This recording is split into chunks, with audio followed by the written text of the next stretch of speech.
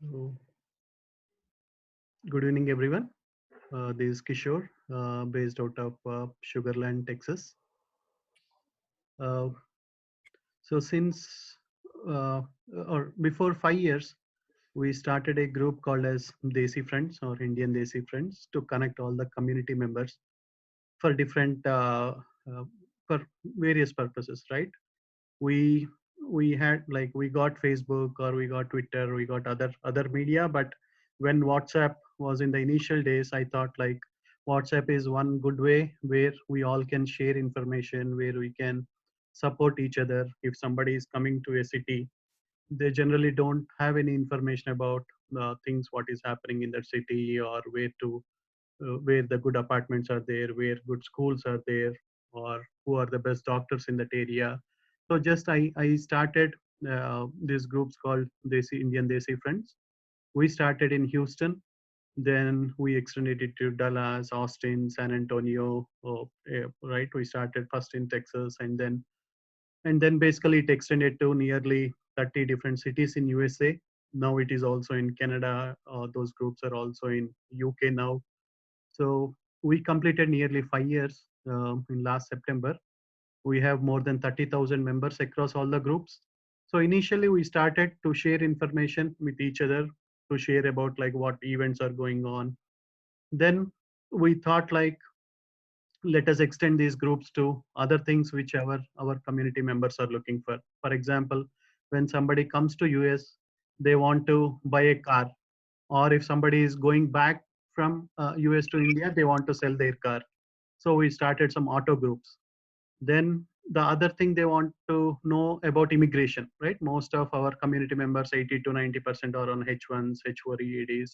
So they will have a lot of questions on this immigration related stuff. So we started groups for immigration where we have regular sessions with some top attorneys. They do everything for free for our members. They every day there will be sessions where they answer all the questions on the immigration related stuff. What is going on in the immigration area? Whatever questions you have, they answer that. Then we started groups to support the travel companions, right? Our parents will be going alone, or our spouse with small kids will be going. So we created those groups to connect all the travelers who are going. So if I am going alone, I'll post a message in those groups that I am going. If somebody needs any support, please let me know, so that we can help each other. So we started those groups. Then other thing which we all are lacking is about the investment options, right? We all either invest in stock market or we save it in banks. Again, we lose in both the ways. One is too pessimistic way, one is too optimistic way. We lose it. So we started groups for those investment related, where we share information about what are various investment opportunities, how we can uh, better increase our wealth, how we can build the wealth. So there are thousands of members in those investment groups. We have groups for stocks where we bring some subject matter experts. Whenever we have a group, we bring some subject matter expert who basically voluntarily share all the knowledge information to all our members. So like this, we have nearly 30,000 plus members. And since last 5 years, we did nearly 200 to 300 various webinars, right? It can be in immigration aspect, or it can be through CPAs, or it can be sharing various investment opportunities, starting from stocks, IPOs, options, forex trading, or different type of business opportunities. So we did nearly 200 plus webinars in last 5 years. And this is the first time we are in a situation where this is not about just wealth. So we all are, it is a global issue or global scenario where everyone is worried about two things, both wealth and health, which are the two most important things we all need, right? Health is the first thing. Second thing is wealth. We all are worried to go out, talk to someone. We all are worried about what is happening to the stock market. We all are worried about what is happening to our 401k. We all are worried about the job market. So everyone, and we are seeing that holidays are getting extended. Initially, they were for 2, 3 weeks. Now they got extended to another 3 more weeks. So we all are in a confusion state, or we all are in a panic situation. I get messages from a lot of members that they are worried that flights will be cancelled. We saw how people are doing panic shopping, uh, like buying for 6 months, 12 months without thinking about others. We are seeing all those different type of situations where I thought definitely we need one of the experts, one of the best in the industry to train us, right? How to handle this situation. We are just in the starting of this situation, right? We are just in the first 1 week, but we never know. It may extend it to another 2 weeks, 3 weeks. We don't know how it will be, but it is always good to be prepared rather than to be in a panic situation. So that's where I thought I immediately spoke to Mr. Mohan Naidu, whom I know since last 2+ years, where he trained thousands of the students, thousands of uh, adults, right, across the globe, not just in US, not just in India, across the globe. He trained a lot of people. He mentored. He shared a lot of his experience, right? We saw a lot of movies like Swadesh, or where people leaving everything aside and going back to the country to help the community, to help the youth. So when I met Mohan Garu, I felt the same thing, right? He was working in a huge MNC, making like a 7 figure, 8 figure income, but just to make sure, he wanted to bring reforms in the education system. He want to uh, basically help the youth, help the kids, right? We know how the education system in India is like, where you by heart everything. They don't understand the concepts. They just by heart things. And so that's where I thought like Mohan Garu is the correct person who can help our members, who can help our community now, where he can educate about how we should be prepared, what we should do.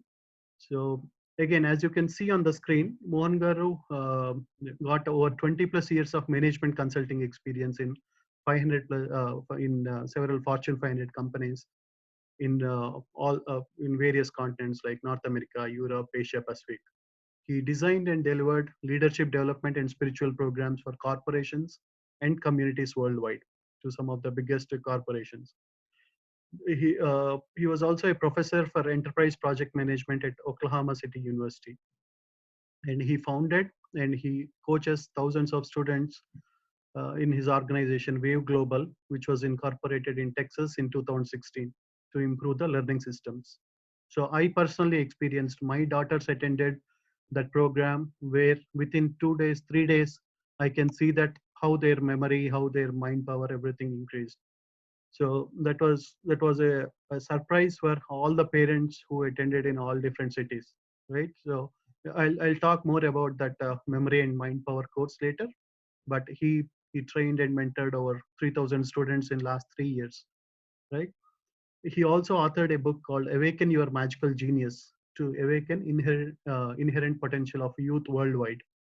And after living and working in USA and other countries for nearly 17+ years, Mohan Garu now he spends nearly 6 to 8 months in India, another 3 to 4 months in US, working on education reform initiatives and conducting these workshops for youth, conducting all this mind power, memory power, how they can effectively learn the things, how can they understand the things much quickly, 10 times much faster, 5 times more faster.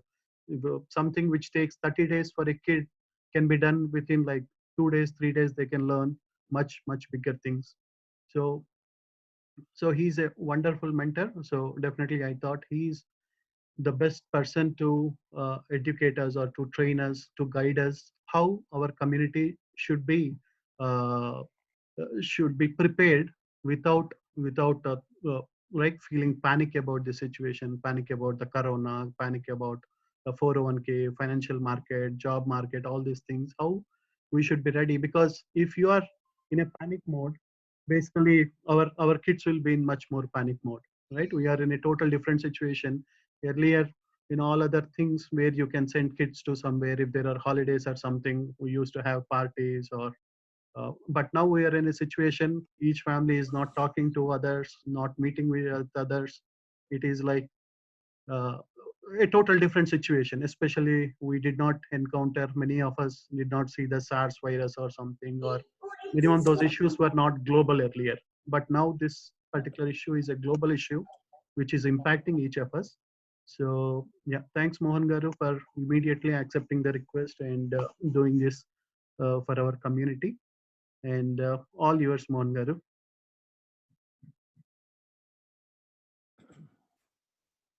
All right. Thank you, Kishore Garu, for that generous introduction. I'm going to request everyone to mute their phones and laptop.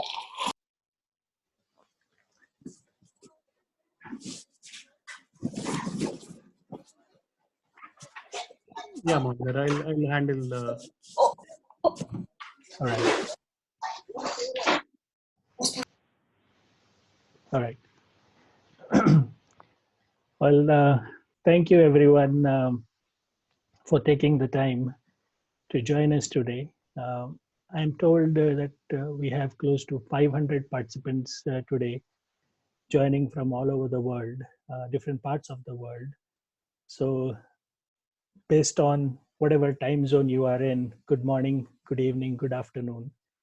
And I'm very grateful you took the time to attend today's session.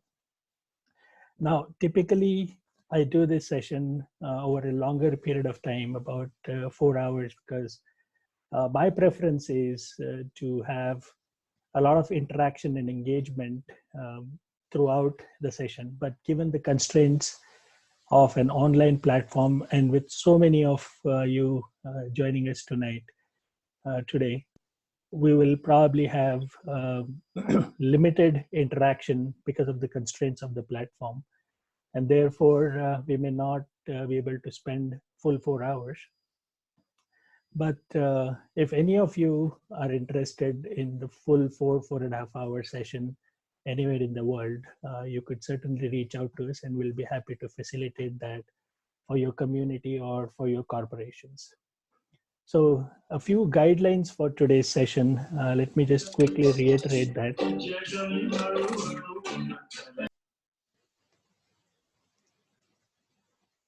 Kishore Garu, is Yeah, it Mohan Garu. possible for us? Yeah, what I'll do is I'll mute everybody so that they cannot unmute, and Sure. then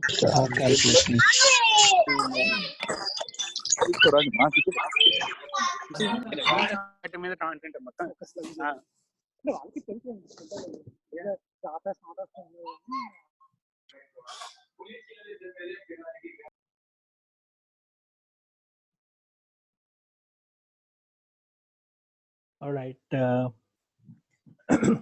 what I would like to start off with is go over a few guidelines for today's session. And before I do that, may I request everyone to confirm on the chat window by saying yes if they can hear my voice very clearly, and the pace at which I'm speaking is just right, not too fast, not too slow.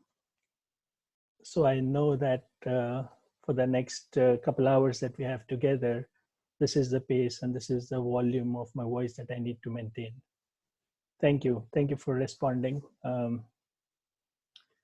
So here are a few guidelines that we thought will help us all collectively get the most value from the time that we have.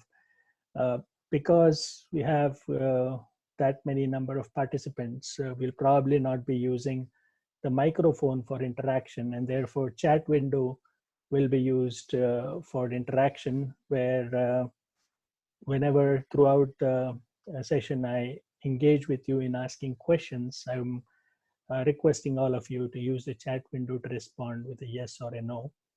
And maybe sometimes the response could be a couple of lines that you may have to type. So we'll do that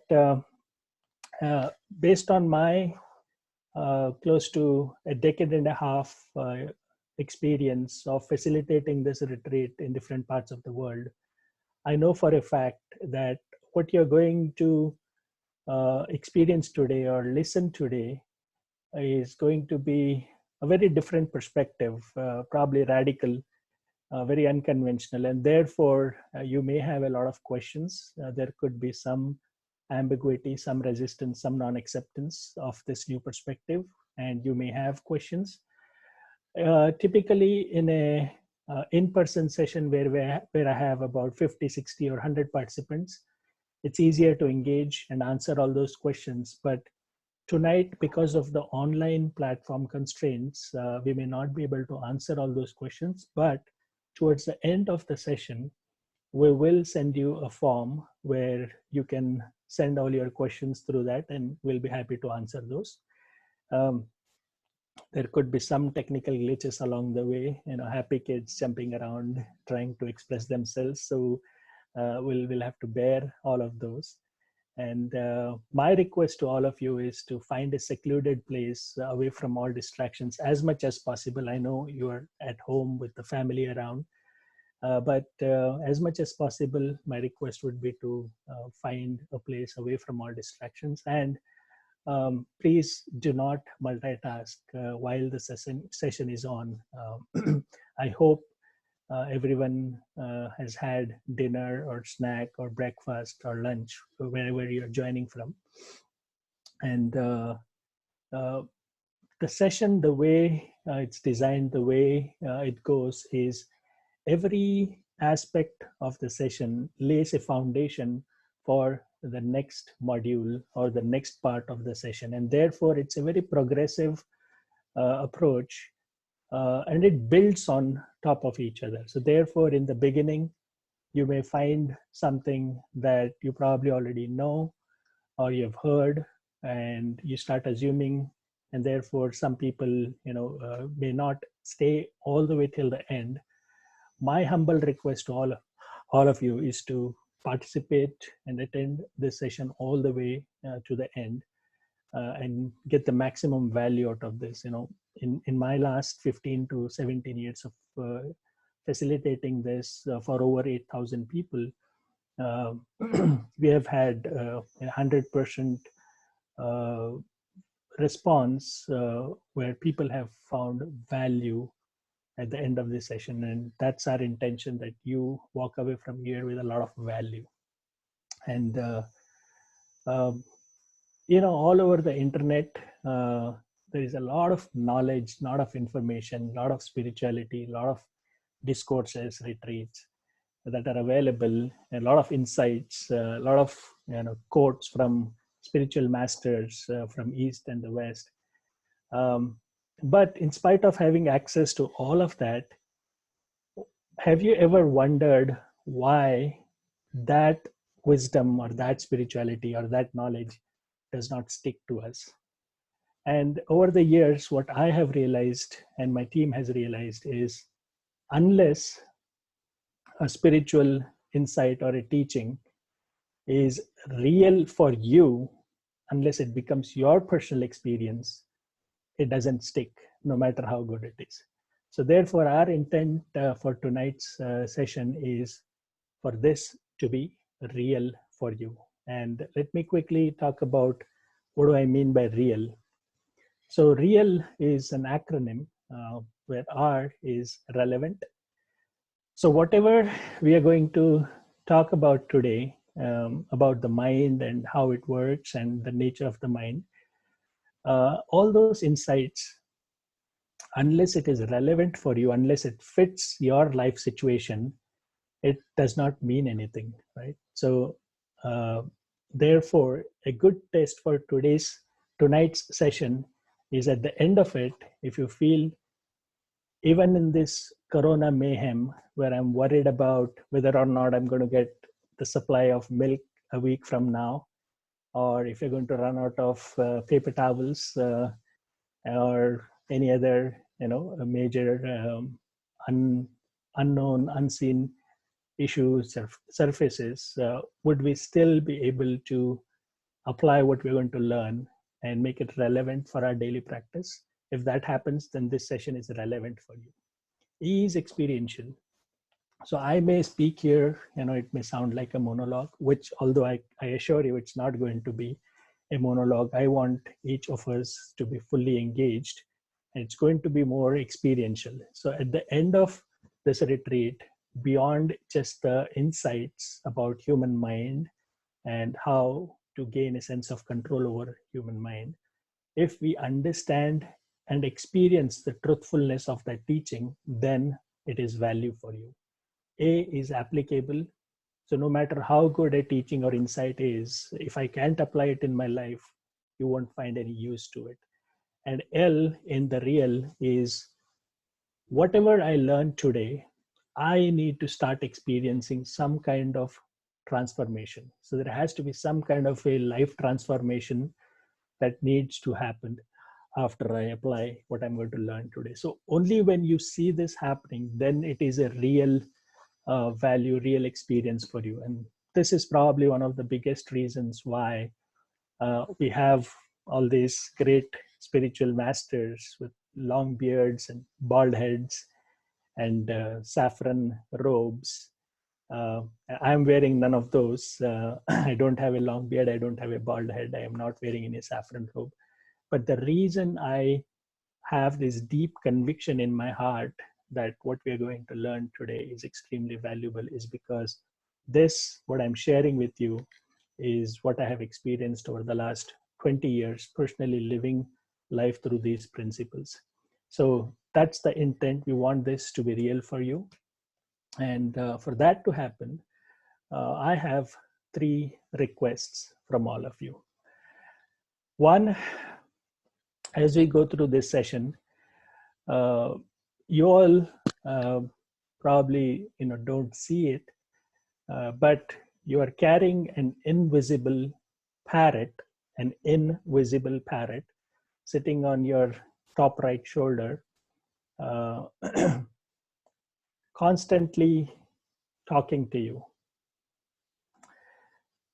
constantly until you are in deep sleep, right? And I hope most of you must have probably recognized that this invisible parrot that I'm talking about is your own mind, right?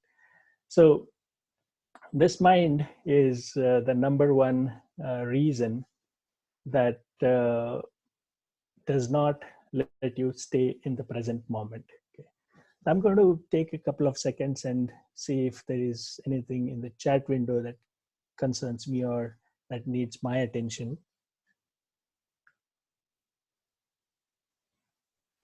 All right.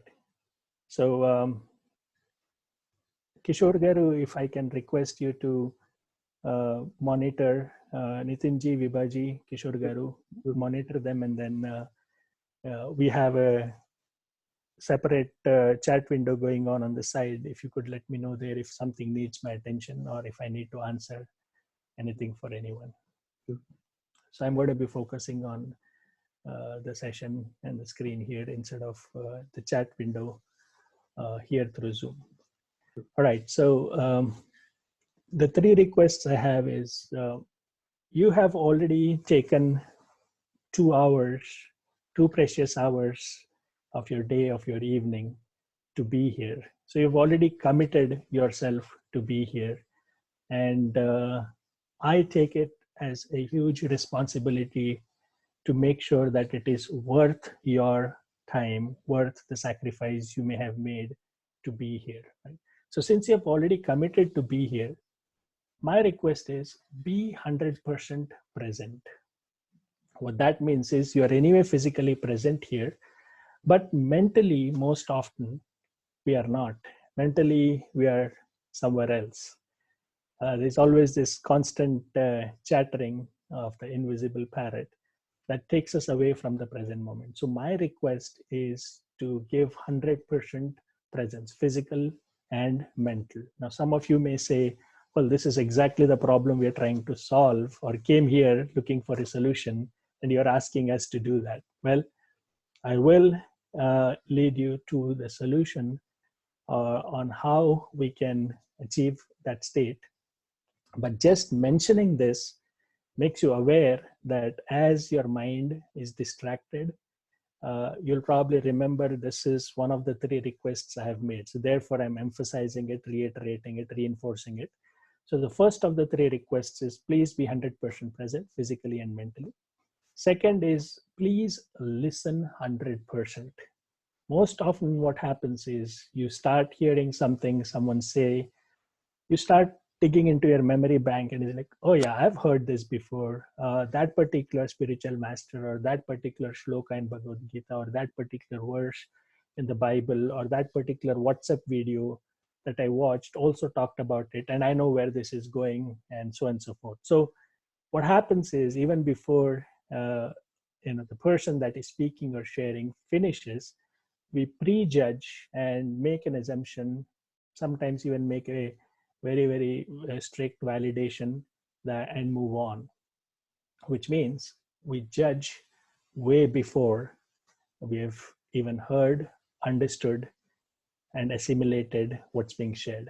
So my request is, please, you have full right to judge what we are going to do today, and decide if this was a value or a complete waste of time. At the end of the session, if I have wasted your time, I'm going to apologize for it.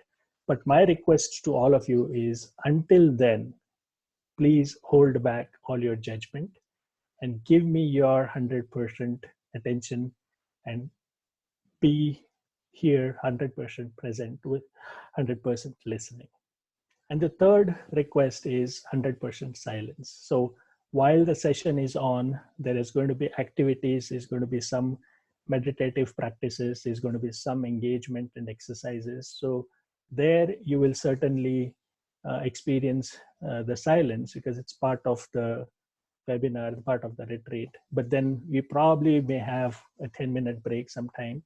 Even in that period, I'm going to request you to stay in that silence and not break. So inner silence and outer silence as well. So may I get a confirmation from all of you with a yes, that you will honor this request that I'm asking of all of you?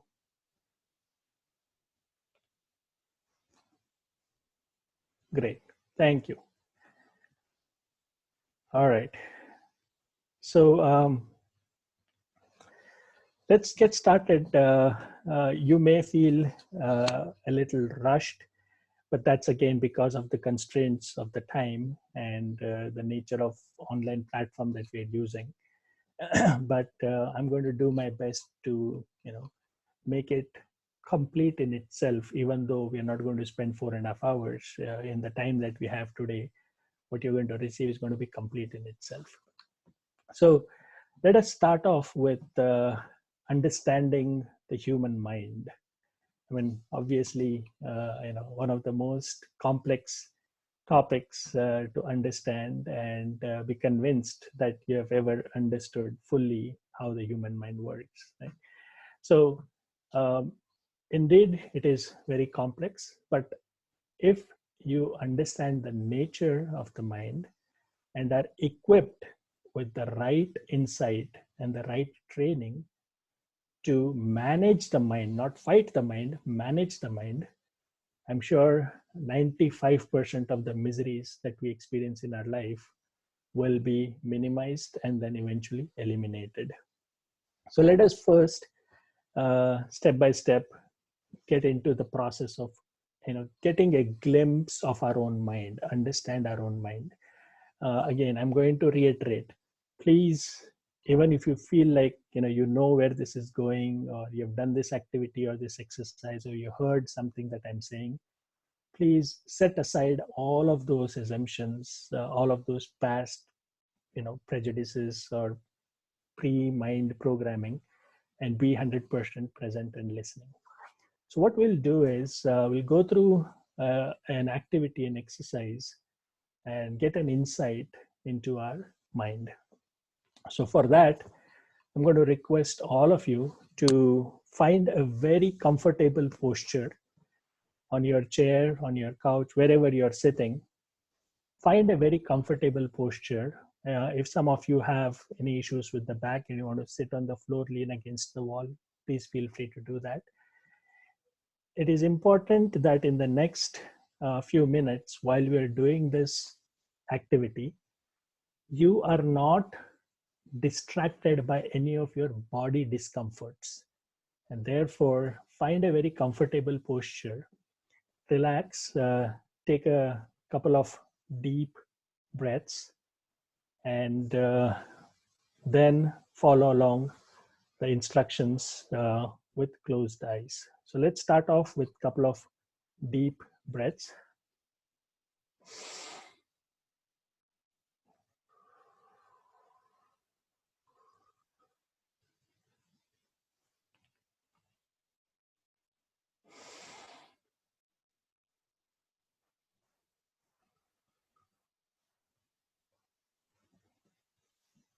All right.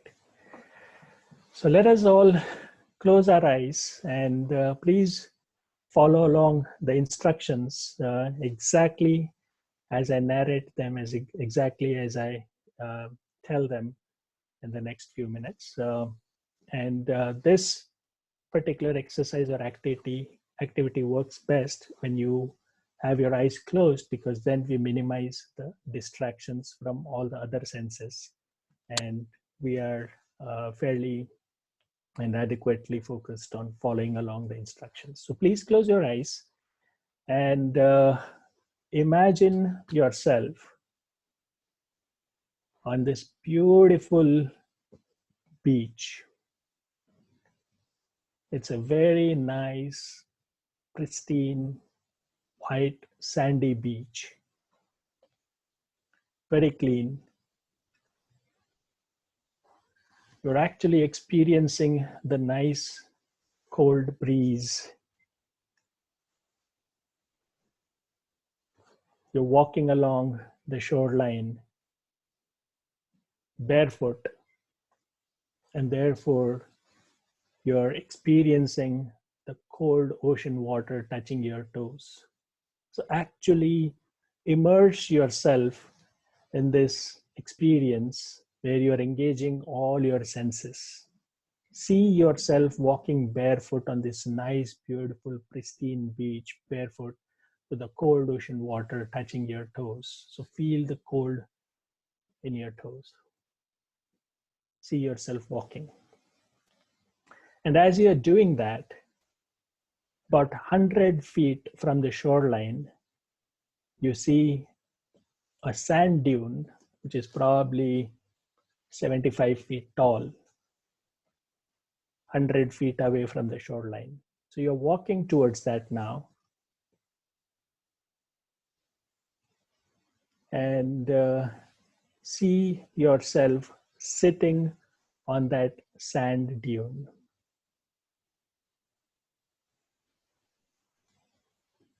And now, looking from the sand dune towards the ocean, towards the shoreline, you have an aerial view. And what you're seeing now is on the shoreline, on the beach, written in a very large font, large enough where you could see it very clearly from the sand dune. In a very large font, the number 100, 100, the number 100. See it very clearly in your mind's eye. I request all of you to see it very clearly in your mind's eye. The number 100. Now here is what is happening. Visualize this. An ocean wave comes onto the shoreline and it erases the number 100. And as the water recedes back, as the water goes back into the ocean, what you're seeing now is the number 100 is replaced by 99. You're seeing the number 99. So actually see the number in your mind's eye on that beach. Don't just assume, actually see the number. Number 99. A couple seconds later, another ocean wave comes in and then erases the number 99 as the water goes back into the ocean. Now you see the number 99 replaced with 98.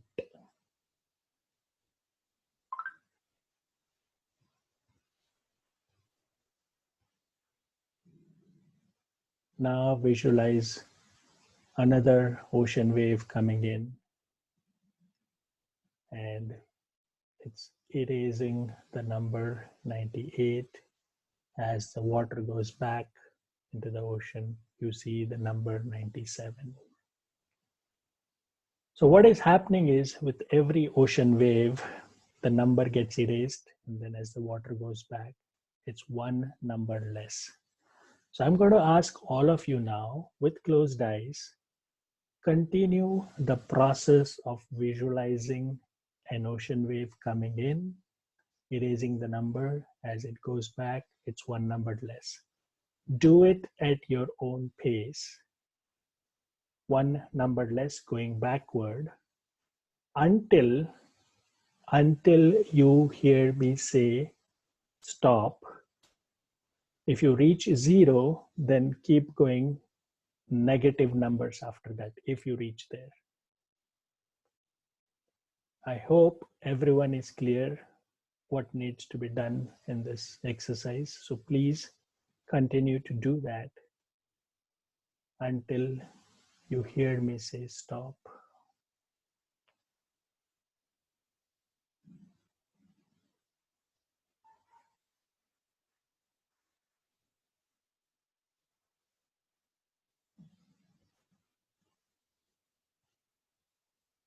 Keep your entire focus on the numbers and the ocean waves.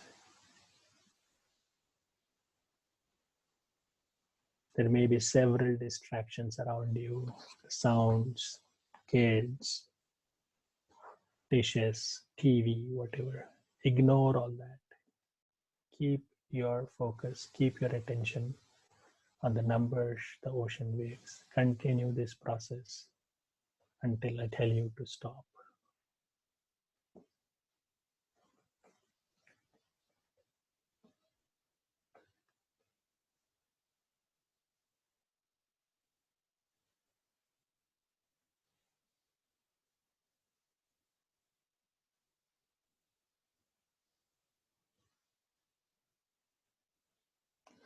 I strongly recommend doing this with closed eyes. Like I said, that eliminates a lot of distractions of the senses. So please close your eyes and do this exercise.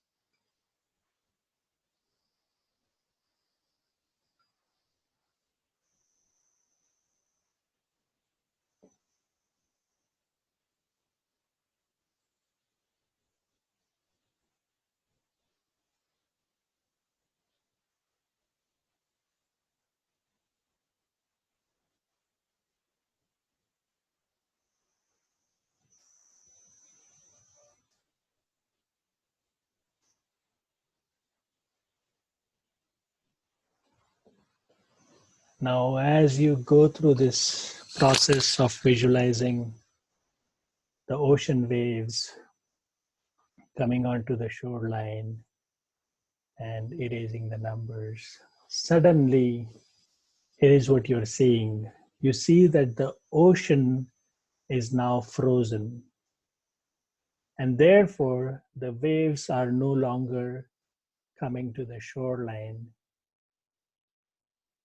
And having said that, the last number you saw on the beach is the number where the ocean is frozen. The numbers are no longer changing because the ocean wave is no longer coming to the shoreline. So look at that last number that you saw, stare at it, look at it, and slowly open your eyes.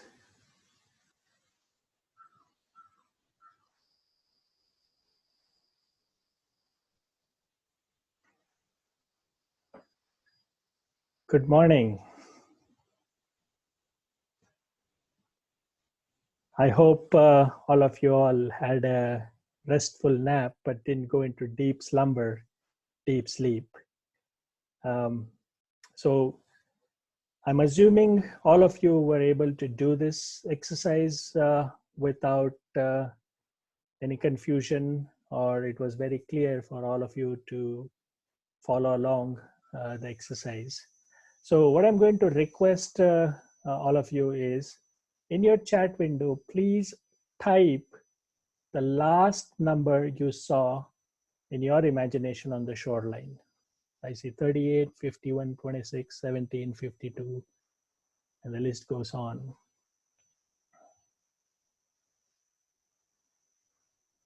Oh, minus 45. Wow. All right. Okay. 79 and 64, my wife. 82 and very tough to concentrate. All right. Wow. I'll have to wait for a few seconds and see how many billion that is. Namrata.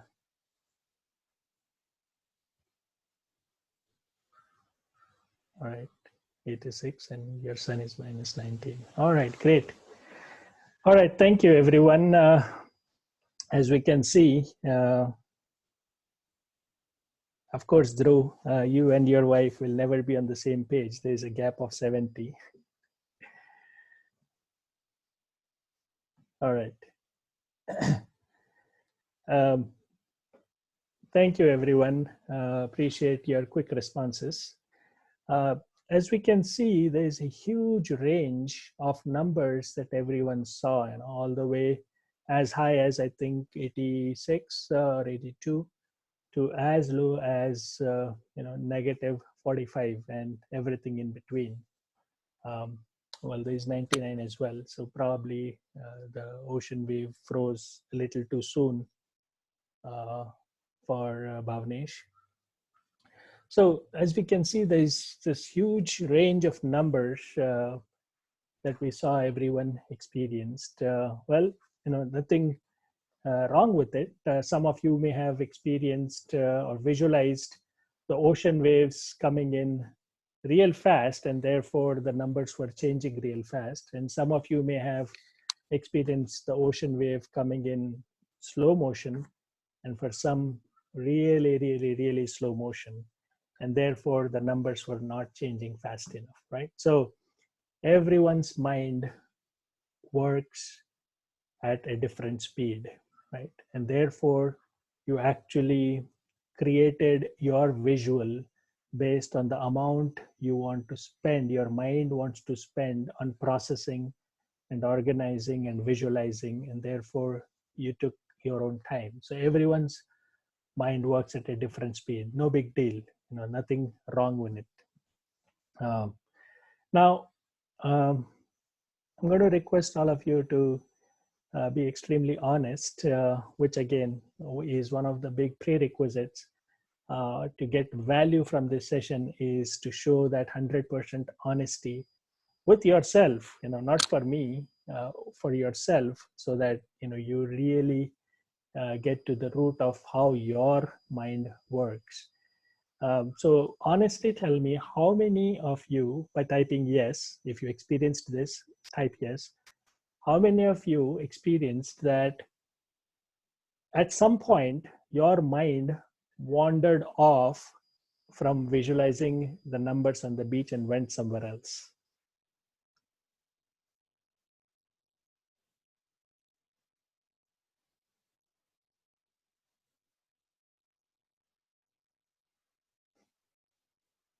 Of course. Yes. Yeah, I would say yes. Thank you, everyone.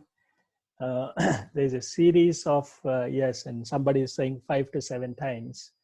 I'm sure the range of number of times you were distracted from this process could be anywhere between once or twice to 5 to 7 times to sometimes 10 to 15 times as well. So all of you, I would say, pretty much experienced that your mind wandered away from, instead of visualizing the numbers, to somewhere else, right? Now, uh, Kishore Garu, we probably have to take some exception and allow 2 or 3 people to share, if they're comfortable, where their mind wandered. So if anyone wants to talk about where their mind wandered, please mention your name, and we'll find a way to unmute you so you could share what happened. So we'll take a couple, maybe 3 or 4 people sharing their experience of how their mind wandered. So anyone here wants to talk about it? You can raise your hand, or you can put a comment in the chat window. Just you can share the experience. There's nothing to feel bad or anything here.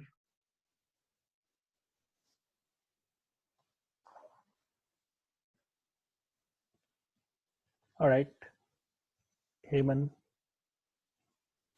Can we unmute Heyman so we can hear what he or she has to say? All right, so Nana, you were thinking about your kids. Just wondered about tomorrow's share markets target. All right.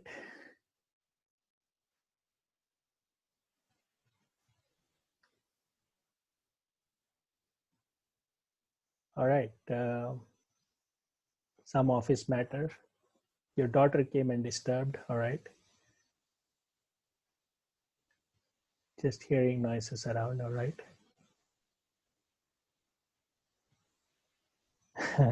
Wondered what you're going to say after this. Yes. Shibari, do you want to talk for a? Do you want to share your experience? I unmuted you, Shibari. Yeah, Mohan sir. I just was thinking about where the stock market will plunge or go upside, what Trump is going to say, what Fed is going to say. Right over there. Yes. All right. So at what point did that happen, Shabri? What was the number when that thought you got distracted to the share market and the Fed rate and what the president is going to do? When the ocean froze, my number was 38. It was Okay. around 70 to 80. By 70 to 80, Okay. That's when you got this thought. yeah, right. Okay. And how long were you distracted by that? How many seconds, minutes, and then So how did you come out? just the next number, I'm back to my consciousness. Okay. All right. So you weren't distracted too much. You realized quickly that you were actually supposed to be on the ocean watching the numbers and not thinking about the Fed interest rate or the share market or what the president is going to do. Yeah, because I used to practice meditation every day, and as per my practice, if my mind wanders somewhere else, I won't scold myself. I'll Hmm. it is okay, that's okay. Then I'll proceed with the other stuff. Very nice. Great. Thank you for sharing, Shabli. Anyone else? SP, I unmuted you. Do you want to share your experience?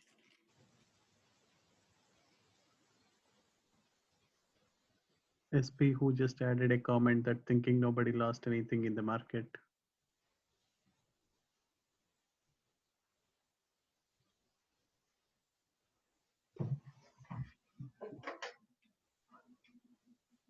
Let me unmute Namrata.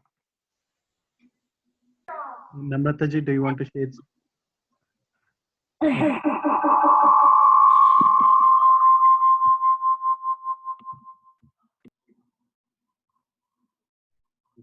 Seems there is some echo issue there. Let me unmute Niranjan Paripalli. I unmuted. Yeah, so it will probably take one or two more sharing, and then we'll move on. The rest of you can certainly type your experience or comments on the chat window.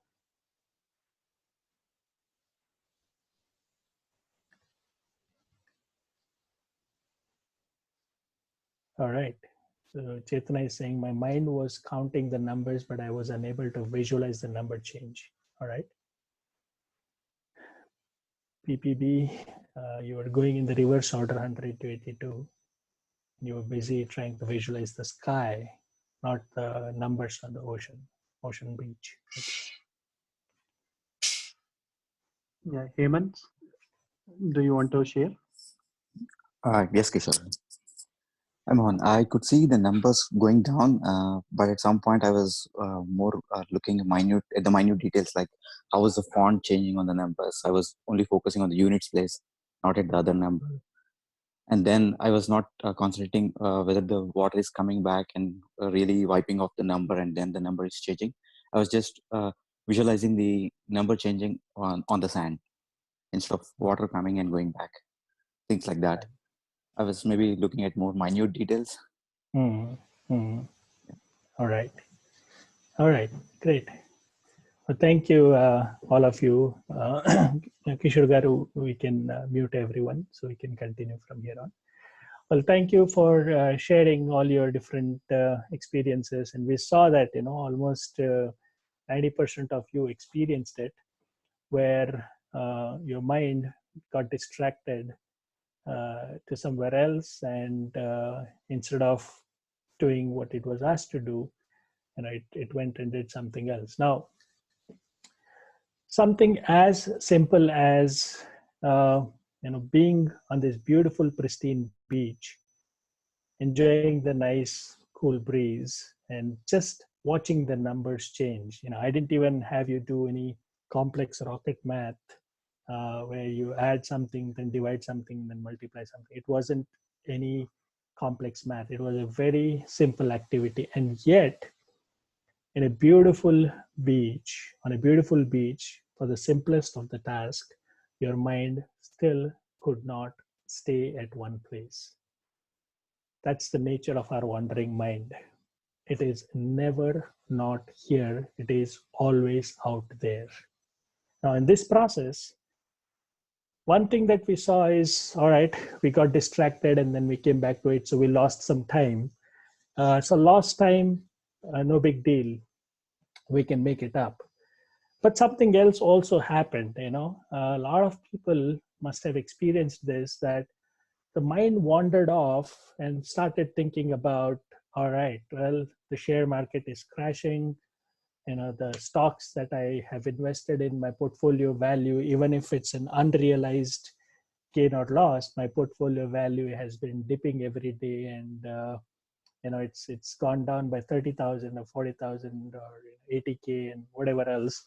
And what will happen, if the market continues to dip, and the president comes up with some kind of a policy or regulation which puts the market off course, and then China is not going to be quiet, and then looking at the way the economy is, some immigration issue might be adding on to this misery, and so on and so forth. So our mind latched on to a particular thought and then started churning hundreds of thoughts after that. Hundreds of thoughts. Now, all of us know that all those things that actually the mind started churning, all the thoughts that were churned were unreal. They were an illusion. They were not here now. They were out here in that churning that happened. Now, because of that churning, it's not just that only time was lost. All of us, if we really honestly look back at our lives and the way we engage in thoughts on a daily basis, all of us experience hundreds of these thoughts and emotions, which create the emotion of fear, the emotion of anxiety, the emotion of stress, the emotion of insecurity, the emotion of guilt, the emotion of regret. Now, let me ask you this question. What do you think is the number of thoughts a human mind churns on a daily basis? Just take a guess. From the time you wake up in the morning to the time you go into deep sleep every day. All right. Somebody is saying 2K, somebody is saying 6 million, somebody is saying 65 to 80,000, 90,000, countless, couple of thousand, millions, and so forth. All right. Okay. Uncountable. All right. So again, depending upon, where you are in your life, the phase of your life, and your role, your age, your circumstance, you'll have different numbers. But a common standard agreed universally, and you can Google it up now or later, I would recommend later, is that human mind churns on an average about 70,000 to 80,000 thoughts in a single day, average. No?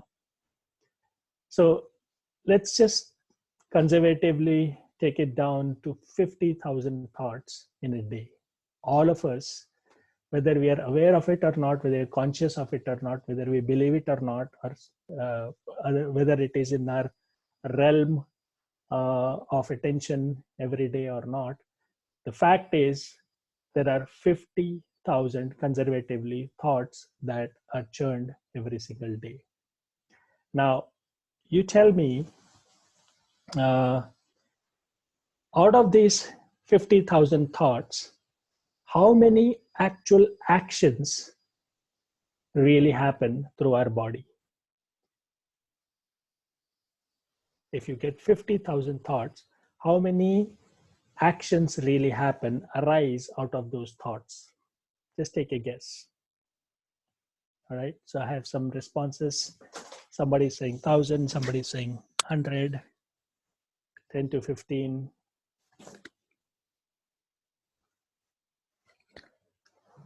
%. Yes. 696. Aris? Yes. All thoughts are brain activities only. 100. All right.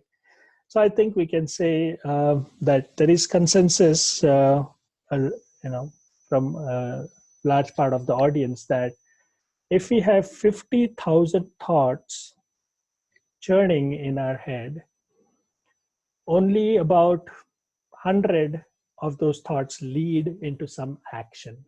So we actually take an action.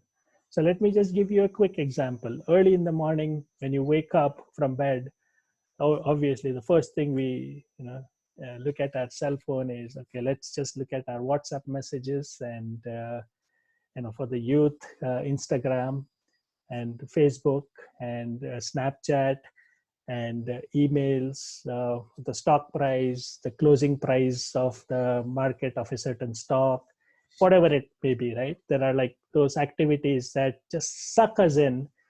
And in this current world where we are exposed to a huge volume, velocity, and complexity of information coming to us through social media, we are so entangled, so engrossed into this web of information that we, just get sucked into it and we are lost, right?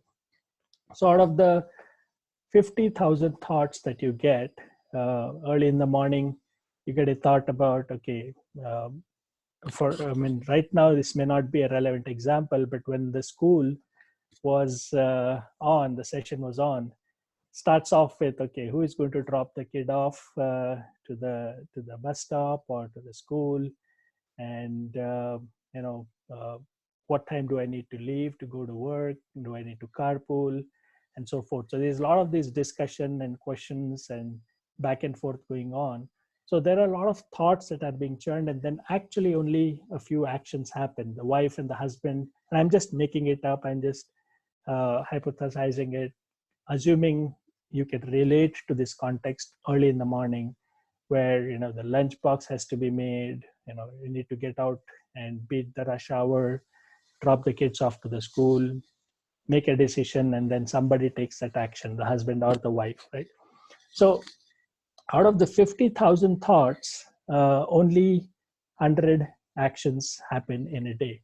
Now what do you think happens to the 49,900 thoughts that were churned but no action happened? Now here is what happens. Not only you spent a lot of time and energy thinking about those things, the time was wasted, but in that churning, in that 49,900 thoughts that took away your awareness and attention, those actually created all this stress, the anxiety, the fear, the insecurity, because it was all illusion, it was all churning. It wasn't happening in real, it was happening in here.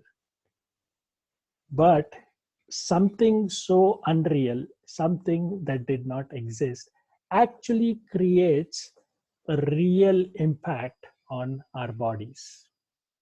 We all probably have experienced that heaviness in the heart, that palpitation, that knot in the stomach, the cramp in the shoulder, because of the fear, the stress, the anxiety. Well, I'm getting late to work. I don't know what my boss is going to say. If I'm going to be late to a meeting, I'm going to be the one that's going to become the center of attraction and then center of attention, and I'm going to get, embarrassed and so forth. So many thoughts while driving to work. So something so unreal is actually creating a real impact on our bodies. Now that is what is called psychosomatic diseases. Psychosomatic diseases are not diseases related to any human organ systems, right? Your heart, your lungs, your liver, there's nothing wrong with it. But the diseases that are a result of this unnecessary churning of thoughts, which create these negative emotions of fear, stress, anxiety, guilt, regret, insecurity, creating a real impact on your physical organs, are what is called the psychosomatic diseases. And World Health Organization in 2017 and then continued in 2018 actually announced that the number one killer of human race is no longer HIV or cardiac diseases or oncological diseases like cancer. It is stress. So World Health Organization announced and declared that stress is the number one reason for maximum psychosomatic diseases and eventually leading to fatalities. Now, how ironic is this? Something so unreal, it does not exist. It exists only in our mind, only as illusion, is actually creating real impacts on our bodies. So the churning of thoughts, which is the nature of the wandering mind, not only do you lose the time that's wasted, not only do you attract all these psychosomatic diseases, the deeper negative impact of this churning is this. It is in this churning that your tendencies are formed. This is a very, very subtle and very, very deep insight. Please, please contemplate on this. Please increase your receptivity as you listen to this insight.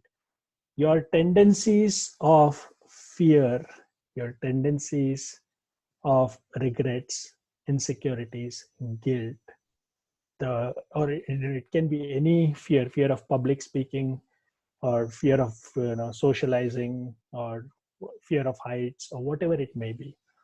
All of these tendencies that you have in your life today are a result of the churning that has happened in your head.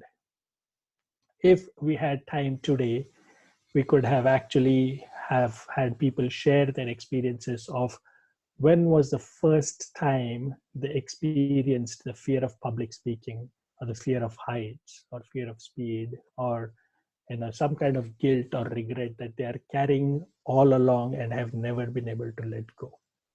So these tendencies, the way you are today, your personality, your responses to social situations, your stimulus, your reactions, all of this is a result of your subconscious mind programming and the exposures that you have had as a child growing up into adulthood.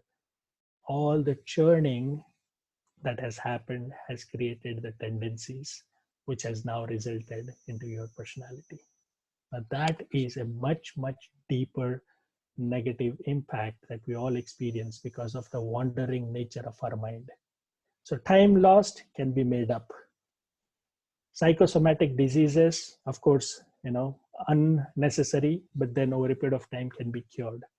Tendencies formed can sometimes remain like a lifetime personality traits.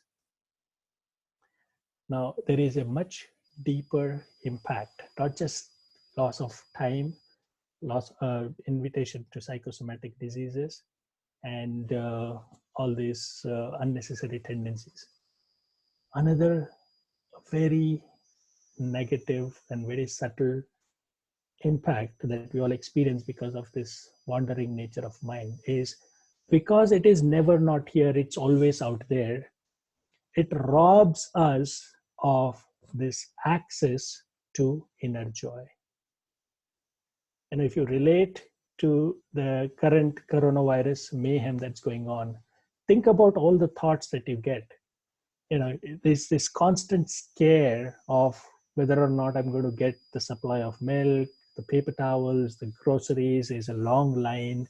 And then this constant bombardment from the WhatsApp university sharing non-authenticated news and videos about what's going on. And we engage in churning because we have never ever been trained about how to respond to a thought. How do you eliminate the churning? How do you stop from creating the real impact on our bodies through the stress, the anxiety, the fear, the depression, the insecurity? And how do we not rob ourselves of the possibility or the opportunity to stay in our inner peace? So if you relate your daily experiences, you will see this is how our mind is negatively impacting all of us every day. So that is the nature of our wandering mind. So what we have experienced today through this alpha meditation, the meditation that you just did, the beach and the number watching meditation, is called the alpha meditation. And what we have realized is our wandering nature of mind not only wastes time, it creates that illusory churning, creates that psychosomatic diseases, the tendencies, and the most important negative impact that we experience is that it keeps you from accessing the source of joy. There is no need for all of us to go through these negative emotions and create those tendencies. Now, all of us have heard and we have seen so many videos also floating that while it is good to practice common sense and hygiene and prevention, and hand wash and this, that, and other, people are also talking about increasing immunity. That's another way to fight the vulnerability that we have from the virus. Now, and then as part of increasing immunity, people are saying you should do meditation. Now, yes, meditation is definitely useful, it's helpful. But the question is, do we understand what true meditation is? That, I think, is the biggest missing link. All of us have heard everyone say that meditation is really good for your health. It calms your mind, it eliminates or reduces stress, and this, that, and other. But worldwide, and I have been a part of many organizations that have spent a lot of years researching about mind and neuroscience and meditation and awareness and so on and so forth. It's actually, a $1.5 billion industry where large corporations are actually spending, as part of their annual budgets, millions of dollars for improving mindfulness and mental health and so on and so forth. But unfortunately, all of them are doing this without truly realizing the missing link about what is true meditation. Yes, meditation is the answer, but true meditation is what we really need to know and understand for us to get true value out of meditation, right? So true meditation is, when you are connected to the source of peace, the source of inner joy at all times, wherever you are. When I say wherever you are, if you understand how to do or how to practice or how to engage in true meditation, then you will experience the meditative state even when you are in the marketplace, or you will experience the spiritual joy in the stock exchange. You'll feel the bliss in the boardroom, not the tension about where the economy is going. And you will also feel the tranquility in theater. So it wouldn't matter whether you are in a theater or a boardroom or a marketplace or a stock exchange. If you understand true meditation, you are always connected and anchored to the source of the joy, and it's an unwavering, very steadfast anchor that keeps you connected to that inner peace. So the question then is, how do we know what is true meditation, right? So in order for us to understand true meditation, we also first need to know what is not meditation, because there is so much myth or misunderstanding about what is and what is not meditation. People have, over the years, over the decades, over centuries, have heard a few practices, and they actually do those practices as well, but then they are unclear if those practices are truly meditation. Now, I'm going to make a statement here which may sound very radical, which may sound illogical and ambiguous, but hopefully towards the end of the session, you will see what I mean when I make this statement. And that statement is, you do not have to meditate. Just know that you are meditation. You do not have to meditate. Just know or experience that you are meditation. Now that's where we are going towards from this point on, right? So let us, I'm going to ask all of you a question here, and have you all make a choice. We are almost at a little over a halfway mark in today's session. Would you like to take a quick 7 to 8 minutes break and then come back, or you're okay to continue for the next maybe 50-55 minutes. So all those that are in favor of continuing, say yes.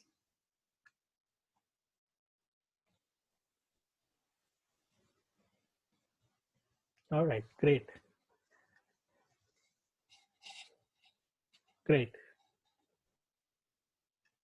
Okay, I also see some of you asking for a break and saying no. So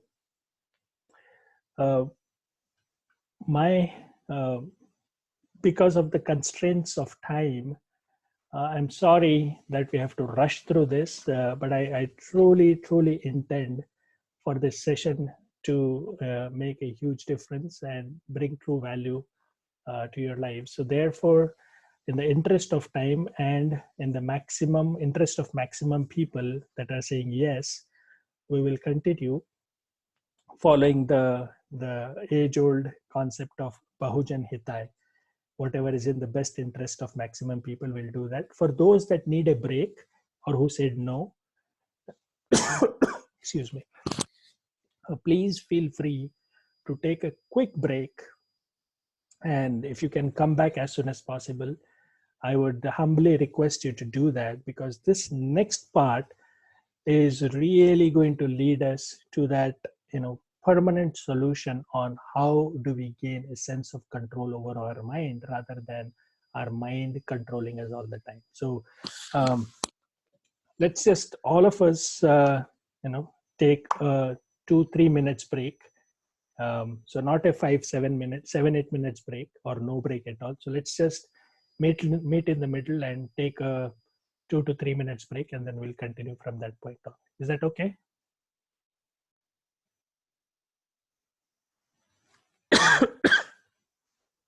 Thank you.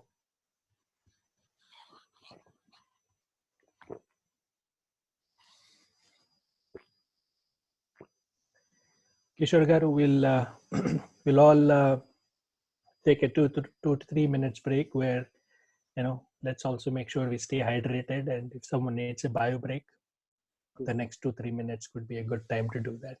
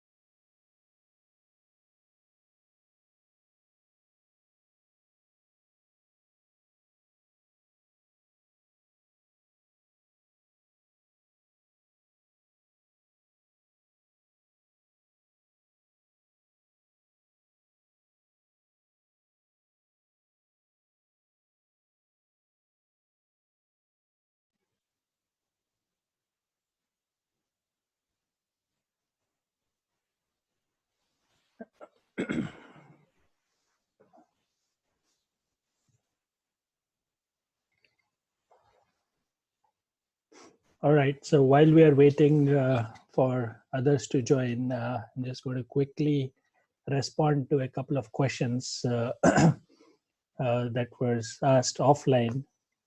When I talked about how the mind, because of its wandering nature and churning, not only wastes time, but also invites psychosomatic diseases. Some of the examples of those diseases, because of the stress, the fear, we actually, on our bodies, on our physical bodies, experience ulcers, rashes, there's hypertension, there's palpitation, there is, potency issues, there is gastrointestinal issues, indigestion, and all of those.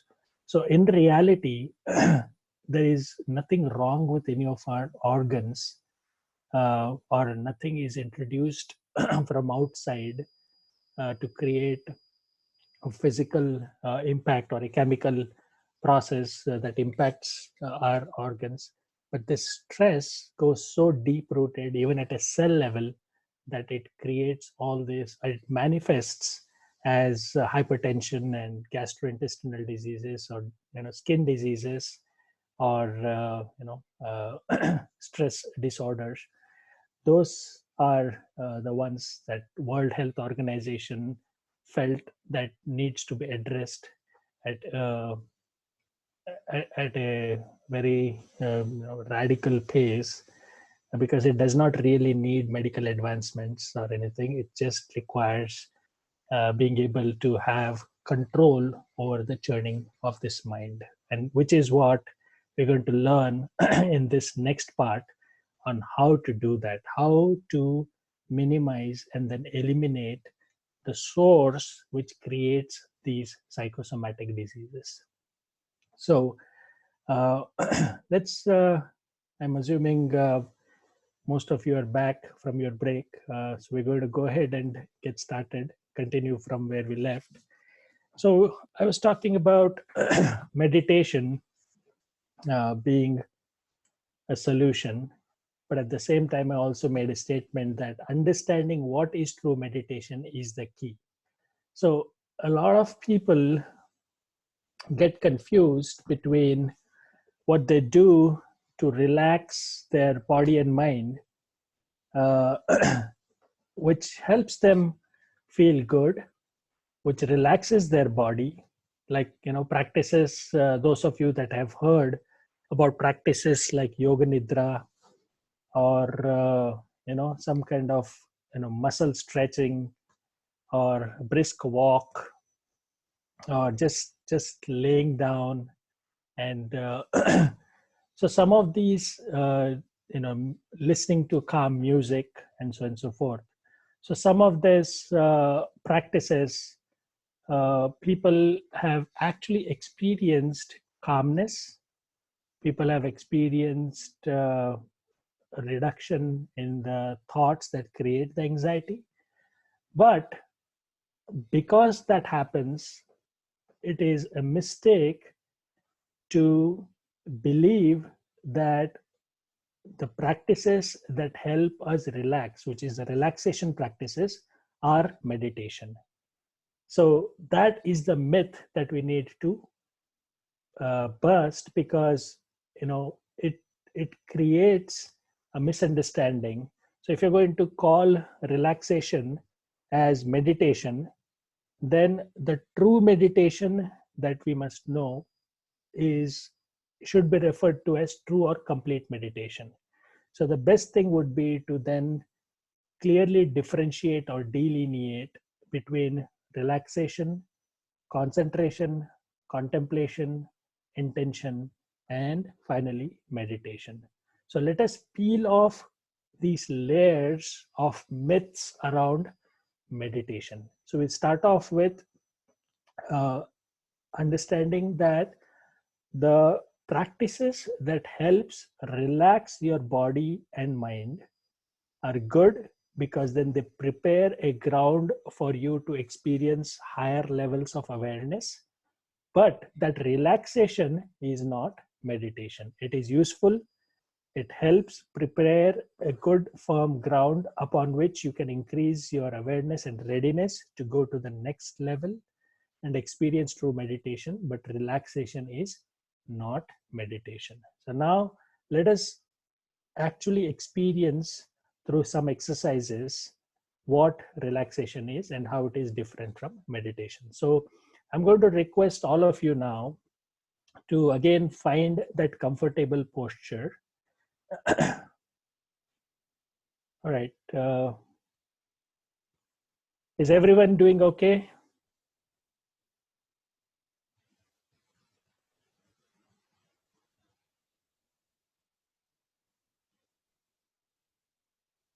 All right, great.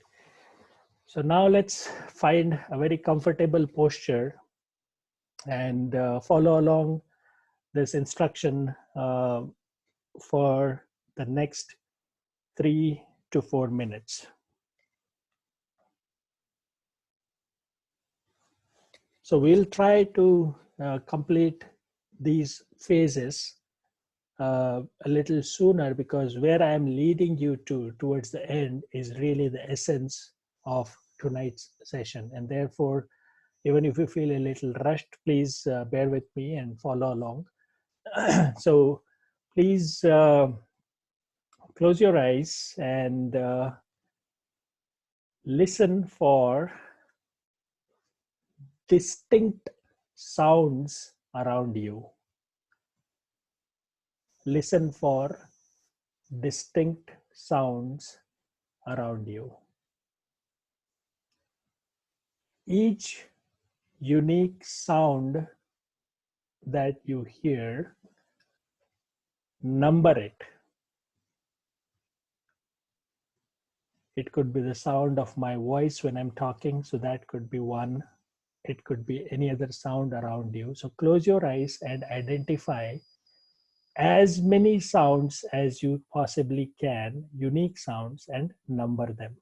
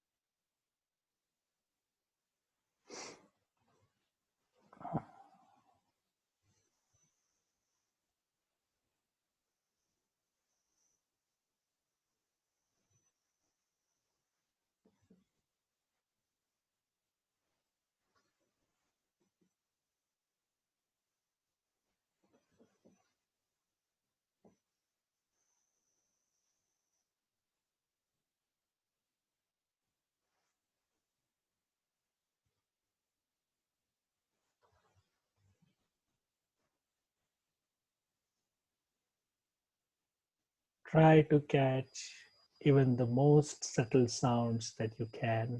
Make sure each sound is unique. Do not try to capture the same sound. If somebody is walking around you and you hear their footsteps, footsteps is one sound. Not every step is one sound. Footsteps is one sound. And likewise, identify unique sounds.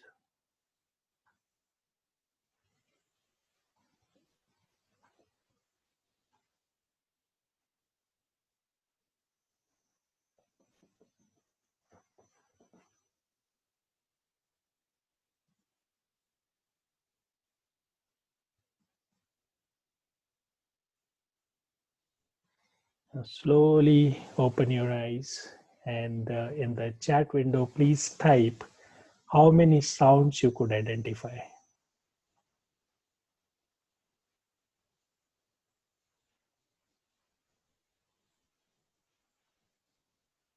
Wow, 29.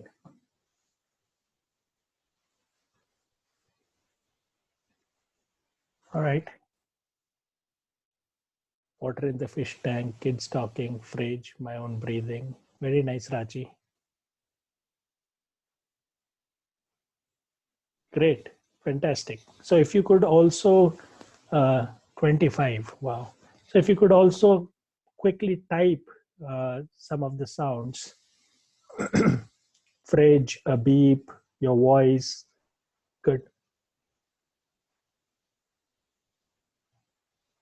So if you could type a few sounds, clock ticking, TV sound, my breath, kids door opening, door knock, car starting, ringing in the ears, good, car closed, fridge.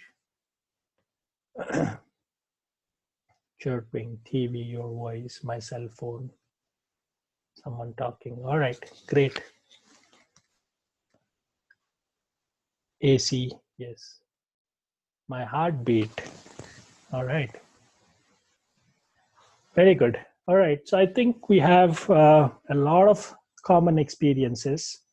A lot of you said about the kids playing around the doorknob, the vehicles, the footsteps, the AC vent, the refrigerator, the sound of my voice, breath. Somebody also said heartbeat, the clicking top, the talking, the clock that's ticking. Now, is there, having heard and seen all these different sounds being typed here, does anyone have any unique sound they heard which is not listed here so far? Think about it for a few seconds. Did anyone hear a unique sound? Birds chirping, I think we heard somebody say that. All right.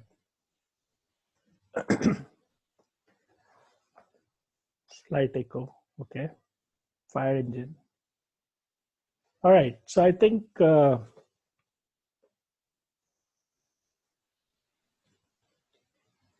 nature sound, okay. Hiccup, breath, all right. So something as obvious as the cars outside, the sounds inside the house, even the most subtle sounds, that of your own breath, your own heartbeats, and very, very, very light buzz of different sounds around you, you could identify. Now, here is a question. Now, did these sounds were created when you started looking for those sounds, or did they always exist there? Those who believe that it always existed, say yes. That's right. That's right. So almost about these 25, 30 different sounds that you experience now always existed, but we were never aware enough to even listen and experience those sounds. And one more thing that happens when you are not aware of the environment around you is that the mind is distracted. Now tell me this, while you were looking for sounds, did the number of thoughts that you would otherwise get, did you see or experience a reduction, even if it is a small percentage of reduction? Did you experience the reduction of number of thoughts that your mind was churning? Absolutely. Yes. Almost zero. Wow, that's very good. All right. Now, here is the subtle insight. All of you, most of you, felt very relaxed, felt that your awareness of the 20 plus sounds, 20, 25 sounds around you has increased, and the number of thoughts that you were getting otherwise were adequately reduced. Now, what that really means is your mind was now anchored. It was given a task, it was anchored to something that it had to do, which is go look for sounds. Now, if you remember, the root cause of the 95% miseries that we experience in our lives is the churning of thoughts. And just by doing this 5 minutes of sound watching, relaxing practice, we were able to reduce the number of thoughts that were churned. So the longer you spend time in being aware, anchored with something like a sound, the higher is the possibility of reducing and minimizing and eliminating the churning, which means When the churning is minimized and eliminated, you're also eliminating the root cause of stress, anxiety, fear, insecurity, psychosomatic diseases, and tendencies. So that's the first step. Let us reduce the churning, increase the awareness, and for this, in this exercise, we used sound as an anchor. So the key insight here is unless the mind is anchored to something that it needs to revolve and pay attention and put its awareness, it's always going to wander and churn those thousands of thoughts, which only create fear and anxiety, but no action. All the wasted energy resulting into diseases. So everyone experienced a sense of relaxation. Your body, your mind is relaxed.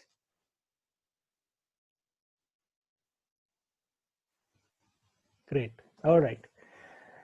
Now let's move on to understand that what you experience now, relaxation, is good, but it is not meditation.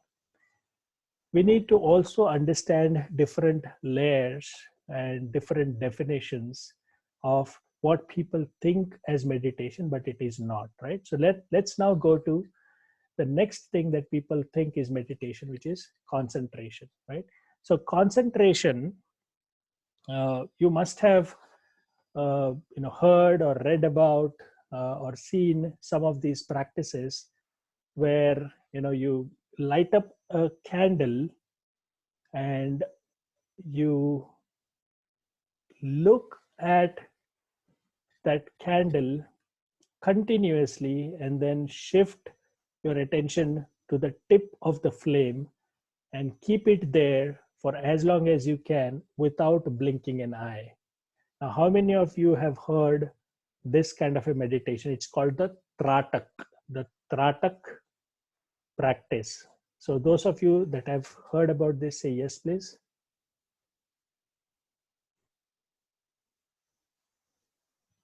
Yes. So that concentration, which is focusing all your awareness to one single point, allows your mind, your thoughts, your awareness to be anchored to one place, right? Focus implies bringing our awareness to one place. Now, that helps certainly, like the sound watching helped reduce the number of thoughts and therefore the churning. Focusing on a particular point, particular place also reduces that churning. But is that meditation? No. It helps you increase your focus. It helps you bring your awareness to one point, but that also is not meditation. So relaxation is not meditation. It only prepares your body and mind to reach to the next higher levels of awareness. Concentration, it helps bring that awareness to one point. Now, there is this subtle difference. We have heard these different terms like awareness, focus, attention, concentration, and so on and so forth, right? So far, we have understood that awareness towards a sound is the ability to only look for sound. So that's your being aware of the sounds around you. The ability to keep that awareness in one place, which is focus, is the concentration. So the difference between awareness and concentration is being aware of things around you, and the ability to keep that awareness in one place is focus. And therefore, the when we say lack of focus or lack of concentration, what it means is the inability to have the mind stay here and now, instead letting it wander somewhere out there, right? So now, is everyone clear about the difference between relaxation and concentration and how they are not meditation?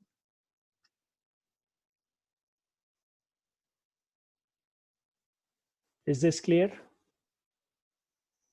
Good. All right. Great. So we are about 15 minutes away from our planned closing time.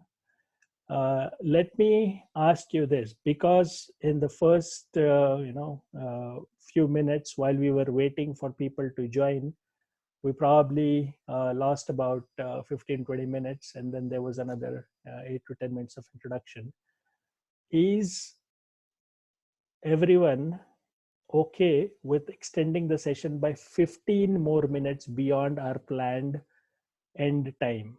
Those of you that have a hard stop, please feel free to drop out. But my humble request, my sincere request is, if you can stay, please stay back, because we are now bringing it to a point where everything is going to really become crystal clear on how to get our a sense of control over our mind. All right, great. Thank you. Thank you so much, all those that have said yes and okay. And again, those that have to go and don't have a choice, please feel free to do that. All right, so let's move on now. The next part is extremely important. We are going to be engaged in an activity which requires 100% honest participation from you. So what you're going to do, this exercise you're going to do with open eyes. This exercise we're going to do with open eyes. Look around the room where you are now and pick one object, one static object. It could be a light switch, it could be a bulb, it could be some painting, it could be a flower vase, anything around you that is static and you have an unobstructed view to that object. Is it clear what you have to do? Great. All right. So pick that object, and here is what I'm going to request all of you to do. With open eyes, you are going to look at that object. Make sure it is static, it does not move, and you have an unobstructed view to that object for the next few minutes while we're going to do this exercise. This is a very, very important exercise, so please follow along. Look at that object from where you are. So you have now a front view to that object, and you are going to now imagine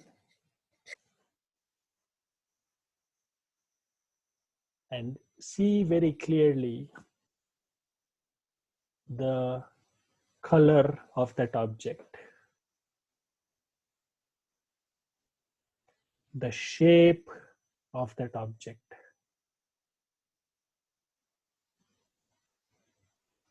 the texture of that object, the luster or the shine of that object, the material of that object, the pattern of that object, the size of that object. So you are going to explore in your mind the shape, the color, the size, the material, the texture, the glitter, the luster, the shine, all of these different aspects of the object that you are looking at. Be very mindful and deliberate about trying to observe these different aspects of the object. Please make sure that you don't move your gaze from this object. You have to keep staring at that object without moving your gaze.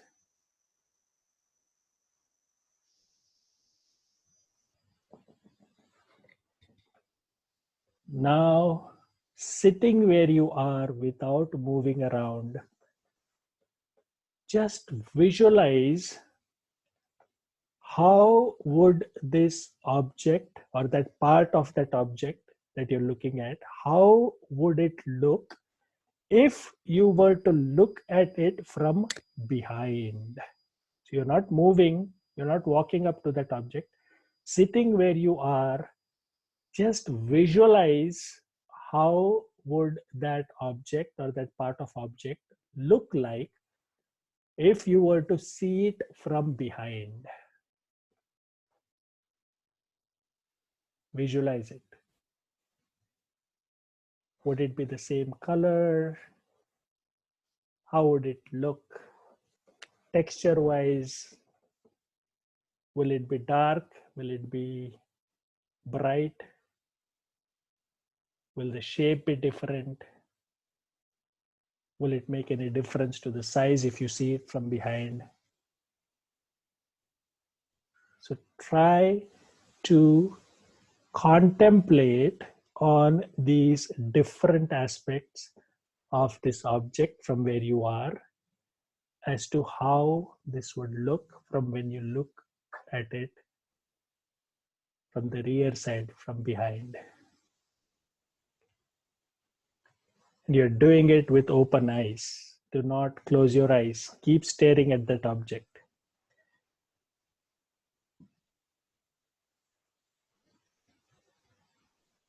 Now, imagine how this object would look from the top. If you were to look at it from the top, how would it look? Would the shape change? Would the size look different? Will the shine look different? Do you see anything different about its texture? Is there a different material on top? Whatever it may be. Keep your entire awareness and focus on that object or that part of the object and visualize from the top. Now listen to this very, very carefully. In this entire process that's going on right now, there is the seer, the one that is seeing, right? There is you, the seer, that is seeing the seen. So there is a seer that is seeing the seen, which means an object that you're staring at. So there is seer, seen, and the process of seeing happening between the seer and the seen. I assume everyone is following along these instructions exactly as I am describing them. There is seer, there is a seen, and between the seer and the seen, there is a process of seeing that is happening. So seer, seen, and seeing. Now, listen to this instruction and respond based on your own understanding. I am now going to ask you to see the seer. See the seer. So when I say see the seer, see what happens with you. See the seer.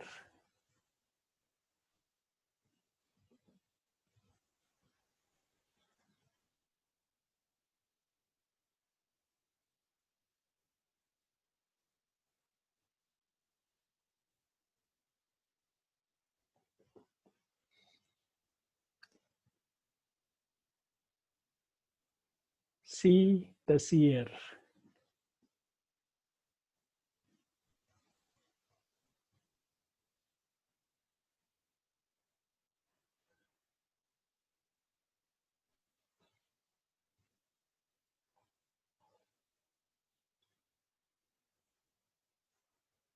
So there is the seer that is seeing the object that is seen, and on top of it, now I am asking you to see the seer. Wonderful. I see a lot of people responding, seeing myself, visualizing myself blank. Yes, seeing myself. All right. Spend 30 more seconds on responding to this question or this act that I'm asking you to do. See the seer.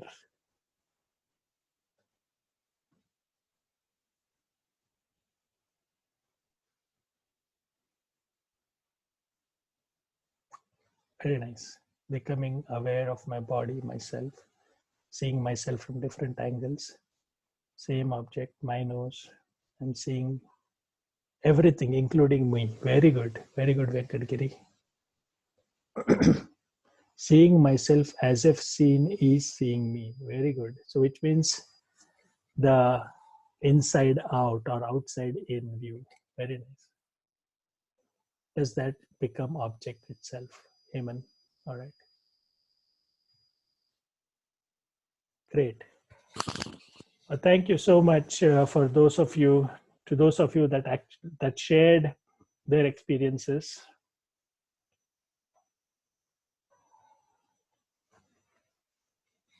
So let me just break this down for you, and hopefully all of us will then collectively understand what we just experienced.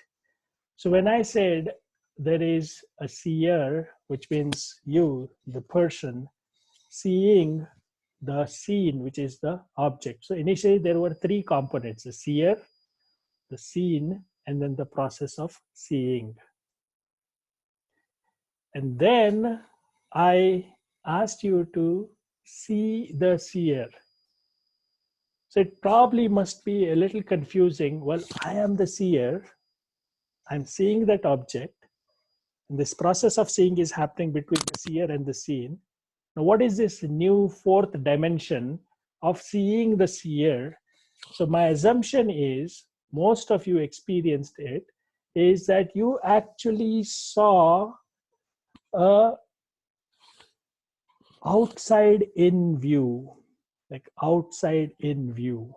From the object, you turned inside and now you're looking at yourself.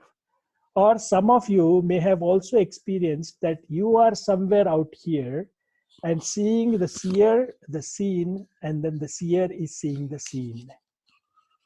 How many of you experienced this fourth dimension of this seer out here seeing the seer, seeing the object? How many of you, if you have experienced that fourth dimension of awareness, please type yes.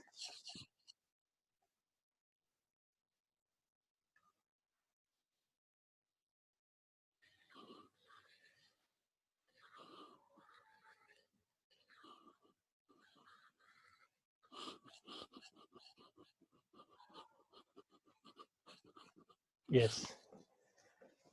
All right. So most of you have said yes to this experience. Some of you said not clear or sorry I didn't or no. For those of you that are still a little unclear, confusion is good. But if you have more questions or need more clarity, we request you to reach us offline. But for now, let me speak to the larger audience that had this experience, and hopefully through that you will also understand what we just experienced. What we just experienced, the fourth dimension, is the dimension of awareness. The awareness seeing the body and the object, and the engagement of the body through the sense of sight. And yet you could actually experience this sense of awareness, an outside in, a detached perspective, a detached experience where you could see your own body watching an object, engaged in the process of using the sense of sight and all the other senses. So this fourth dimension, this awareness, this is our true nature. But we have been so entangled into identifying ourselves with just this body that we have never ever experienced this sense of awareness, the outside in view, the awareness that is aware of the body and the world around us, that is being experienced through the senses. So we feel that I am this body and I am using these senses to experience the world. And therefore, the missing link is that we are so attached to the body that we consider everything that's happening with the body as experience of us. Whereas the real experience of who we are is this experience, this awareness. This awareness is our true nature. This awareness is where you can see at yourself and the world and your experiences and your emotions and your senses with a sense of detachment. Only as a seer, what we call as the drishta. You are only seeing everything as a seer. Awareness is only seeing it, only experiencing it, only becoming aware of the body, the senses, and the world it has created through the mix of the body and its senses. So, is the concept of this fourth dimension called awareness clear to most of you? Please say yes or no. Yes, you feel heavy / numbness.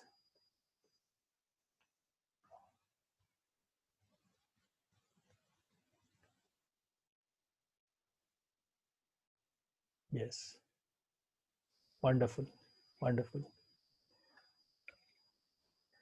So Murli, just to close or conclude this part of the meditation, I'm going to repeat that in this process, what we just learned is what is contemplation. Contemplation is looking at something beyond what is visible and obvious, right? And therefore, when we looked at this body that is watching the object and engaged in the process of seeing, and when I said see the seer, the attention, the awareness immediately went one level higher and then saw in a very detached way the body, the senses, and the activities that are happening through this body. So this awareness that you are aware of is your true nature.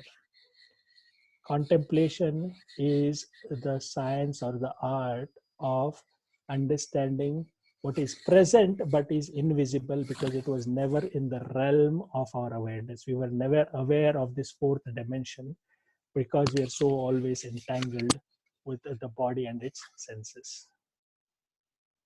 So hope this, all right, great.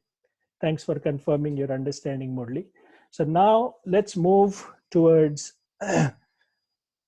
in this exercise, again, we gave our mind an anchor of an object, and then through that, we experienced that sense of awareness. So let's continue with that. Some of you that are confused, my request is confusion is good because then it pushes you to seek clarity. So don't worry, as we move forward towards the last part of today's session, we're going to get more clarity on what this awareness is. All right.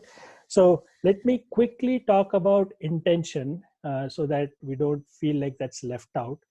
So far, we have seen that sound watching helps you relax. Breath watching or watching a flame, tip of a flame of a candle helps you with concentration. Because of lack of time, I could not get this breathing exercise done for you. We spent some time using an object as an anchor. And again, you probably had the same experience where as you were watching the object, you had fewer number of thoughts, and yet at the same time, you became aware of your awareness. And now, with intention, there's an exercise called body scanning. We won't have enough time, but let me quickly just talk about it and we'll move to the last part of the session in the interest of time.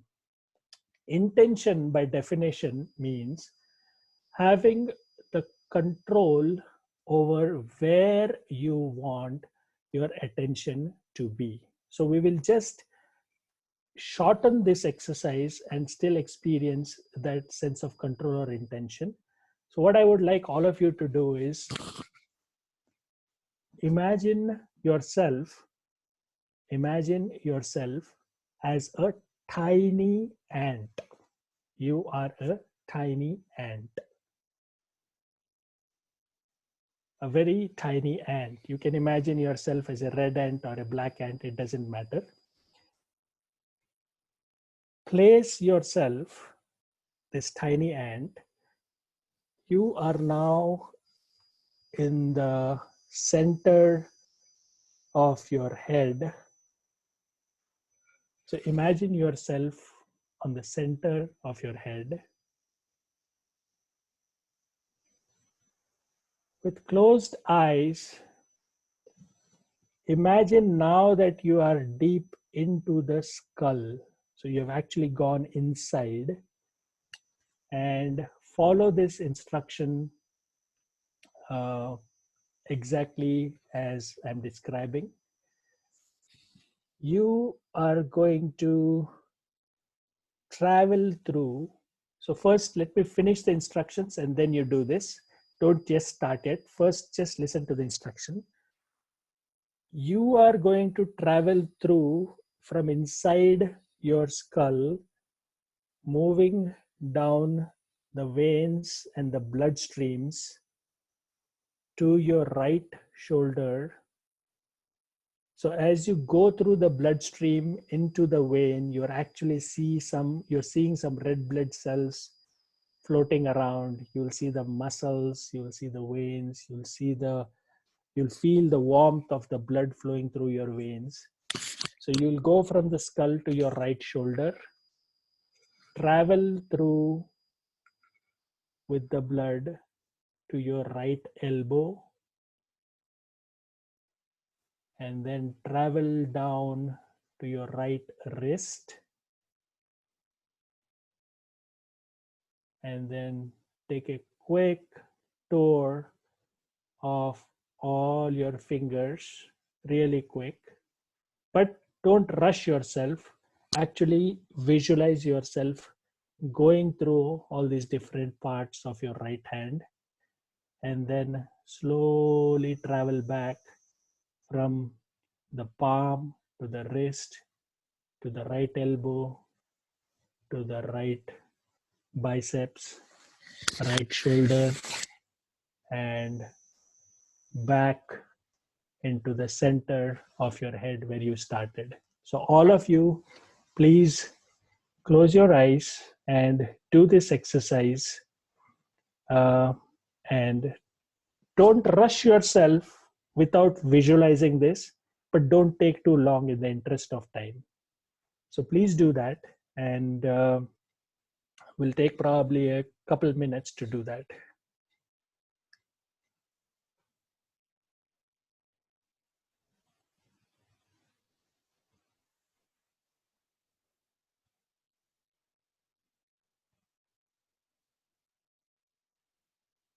Visualize yourself going through these different body parts: shoulder, biceps, elbow, wrist, palm.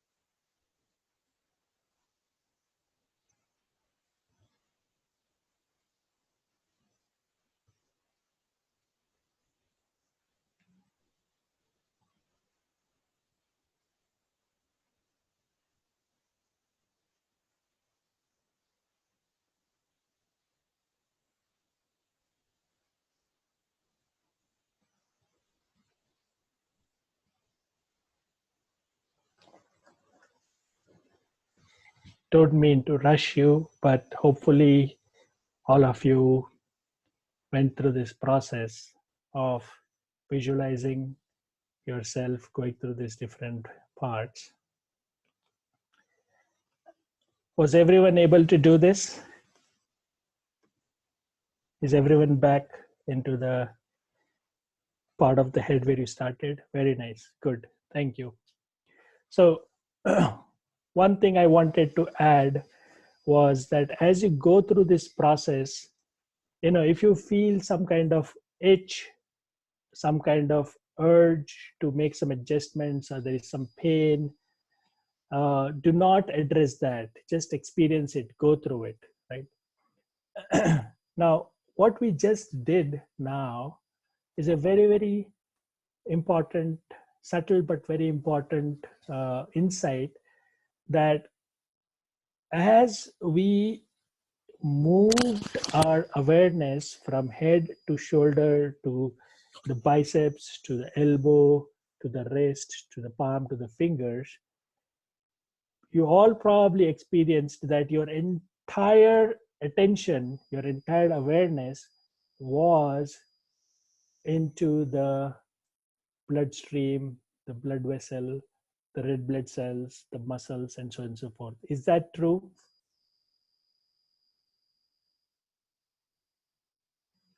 Was your entire awareness anchored to these different parts? Unless you were distracted. The whole idea was to understand that if we become aware of our awareness, we can navigate that awareness to the desired place. We will have the strong intention, the strong willpower, and the strong sense of control to navigate our awareness to where we want. So in this case, we decided that I'm going to take my awareness first from the head to the shoulder, to the biceps, to the elbow, to the wrist, to the palm, to the fingers, and so on and so forth, right? So it is a very, very subtle insight that if you have the ability to direct your awareness to where you want it, that staying in that, becoming intentional, that no matter what thought is given to me today about the short of supply, about the boss being upset, or the kids not knowing what to do when the school is out, or there's traffic and there's so many other things, if I am intentional that no matter what, I am going to take my awareness to where I really, really want it, instead of letting my mind churn hundreds of thoughts and create this anxiety and stress, then you have a sense of control. You are intentional. That is what we have learned through this simple body scanning exercise, that we have the ability to direct our awareness and attention to where we want, and therefore we make that choice.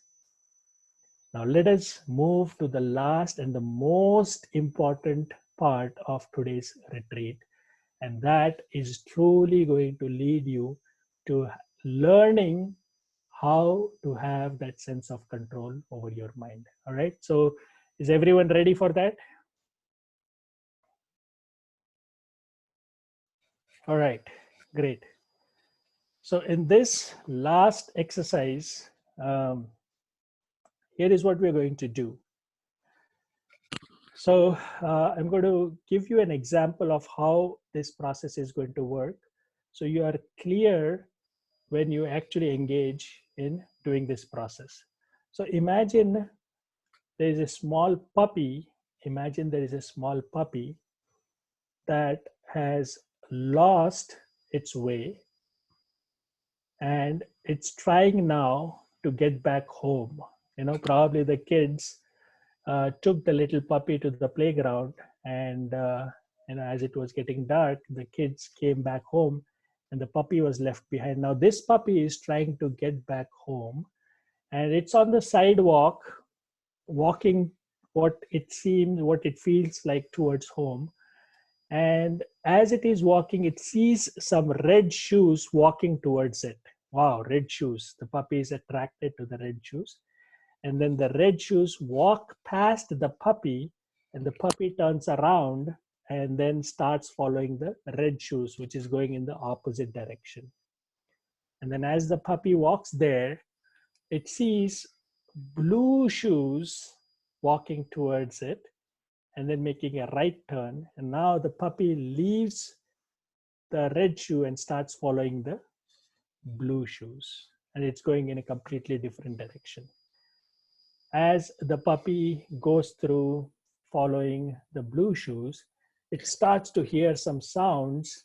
And it's like, oh, this sound sounds very similar to the keyboard that my owner's daughter plays. So it's a similar sound from the memory bank, and therefore the puppy starts now chasing towards the direction of the sound. Now, as it starts to go there, it starts to smell somebody barbecuing in their backyard.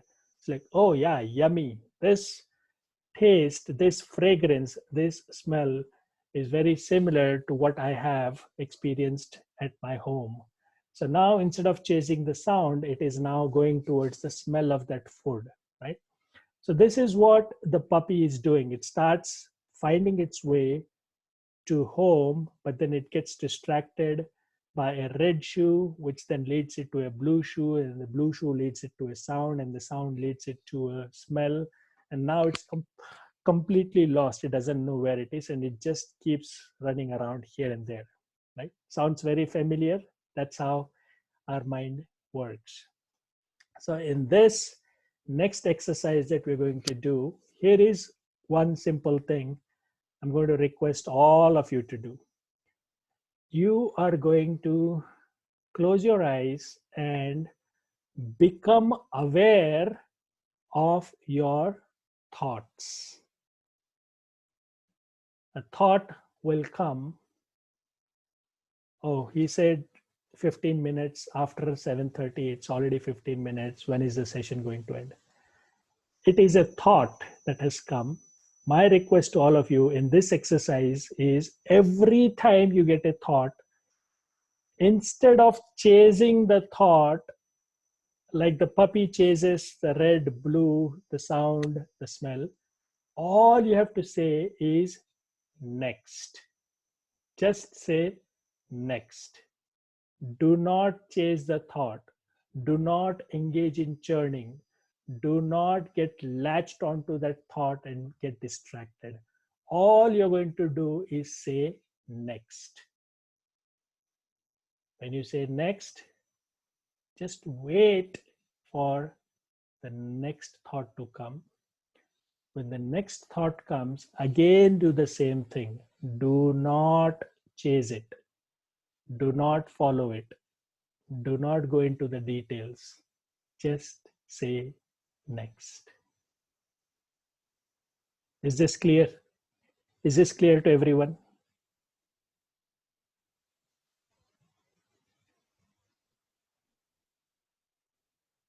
Perfect. Okay, great. So we're going to spend the next few minutes observing your own thoughts, and for each thought that you get, you are only going to say next and then wait for the next thought to come. Do not churn, do not chase, and we'll talk in a few minutes.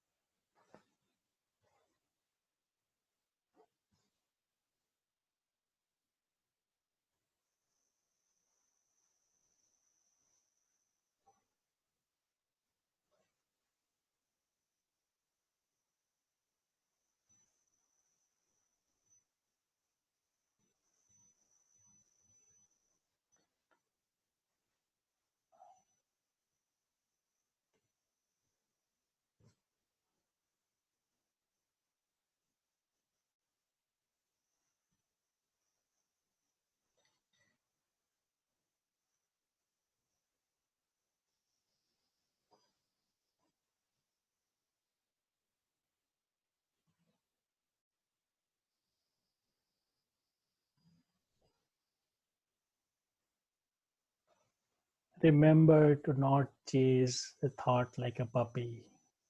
Just say next.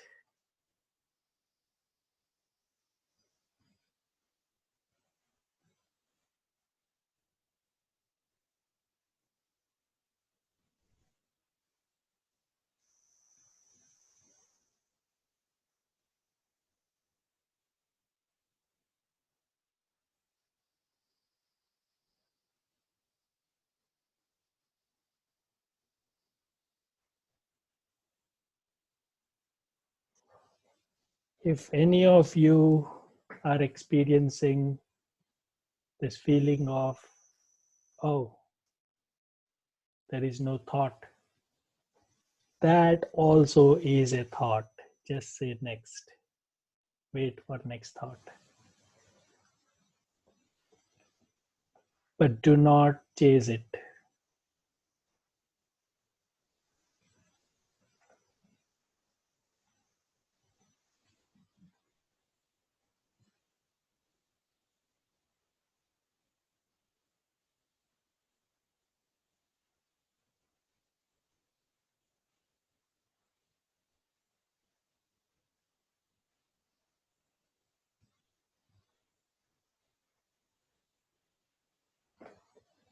If any of you are getting this thought, for how long am I supposed to do this? Just say next.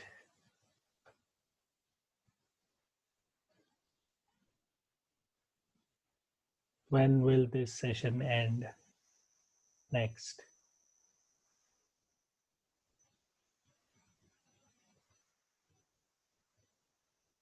I have work early in the morning. Next.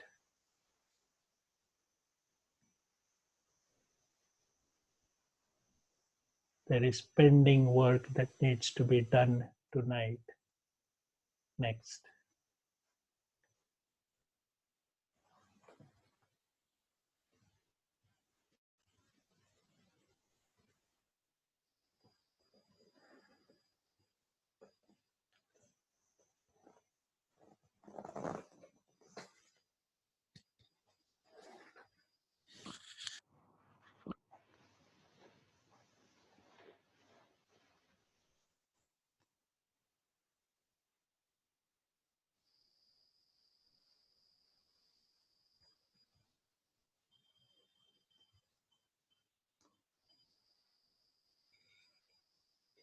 Slowly open your eyes, please.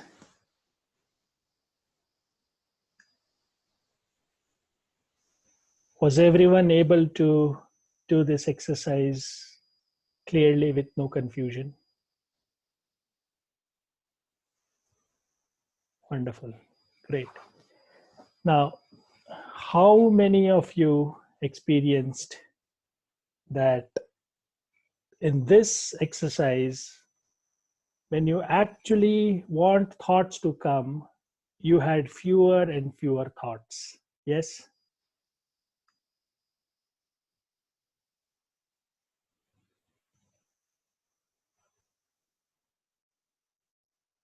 Wonderful. So most of you have shared. Now that's the thing. When you become aware,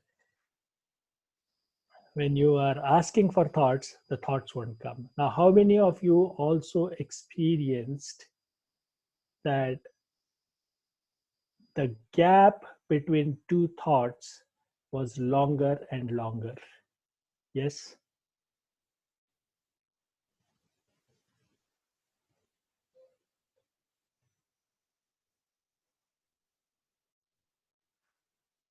Yes. All right. Now, in that gap between the thoughts, you had to actually go look for thoughts. There was nothing there, right? How many of you experienced there is no sense of body? How many of you felt bodiless? Yes?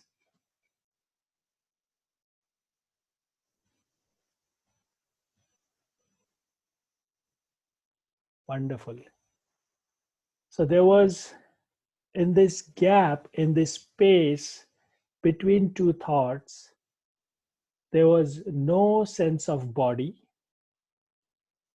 And because there is no thought, there is no mind. So if there is no thought, there is no mind, no body, and yet there was something or somebody that was aware of this whole existence, of this whole experience of nothingness. There was nothing there, no thought, no body, and yet you were aware of this nothingness, this blankness. That blankness, that nothingness, that is our true nature.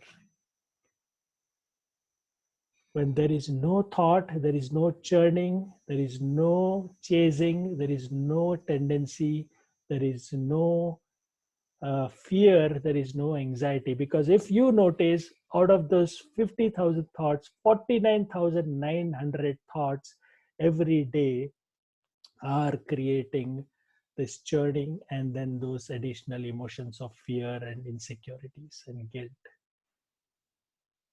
This space, this gap between thought, if we become aware of that, that is our true nature. Awareness, becoming aware of itself, that nothingness, that blankness is true meditation. Awareness, becoming aware of itself in that nothingness is true meditation. And that nothingness is our true nature. Not the personalities, not the tendencies, not the emotions, not the fears that the mind has created because of churning. That is not who we are. That is not the insecure, fearful, guilty, remorseful, regretful, incompassionate, greedy person we are. No, that is not who we are. That are the tendencies that the mind has created because of the churning. But if we eliminate that churning and dwell longer intentionally every single day in that space, in that gap, then you are truly in touch with your true nature, which is that nothingness beyond the body and beyond the mind.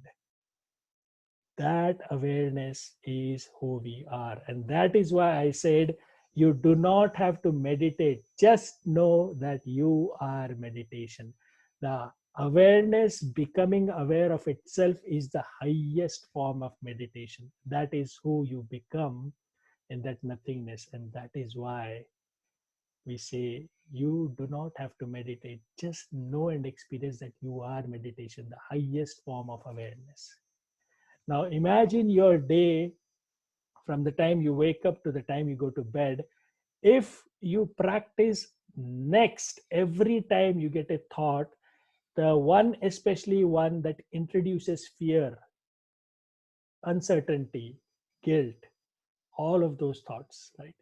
So when you operate from this state of awareness, this nothingness, this blankness, between thoughts, then you operate with clarity. Clarity that, oh, it was my mind that was churning all this illusory thought. I really do not have to engage in this fear and stress because it's unreal. It's my mind churning. So when you operate from the state of awareness, you're operating with clarity, not with fear. There is confidence in your action, no confusion, because now you're not chasing the thought.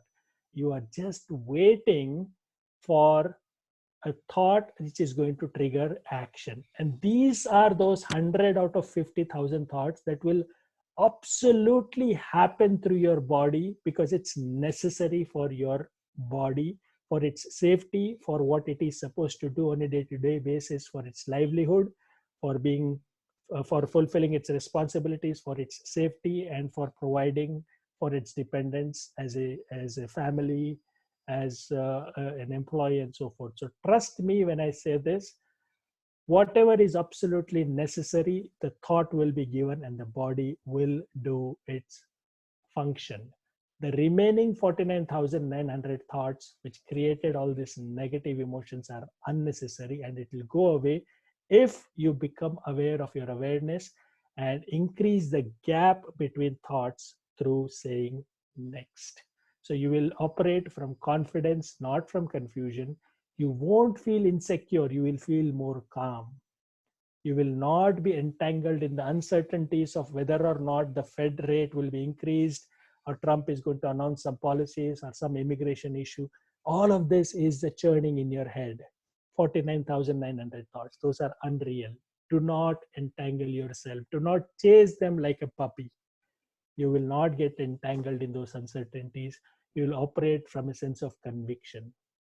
You will not fall prey to the mind's ignorance. You will have control over your mind by saying next. Just say next.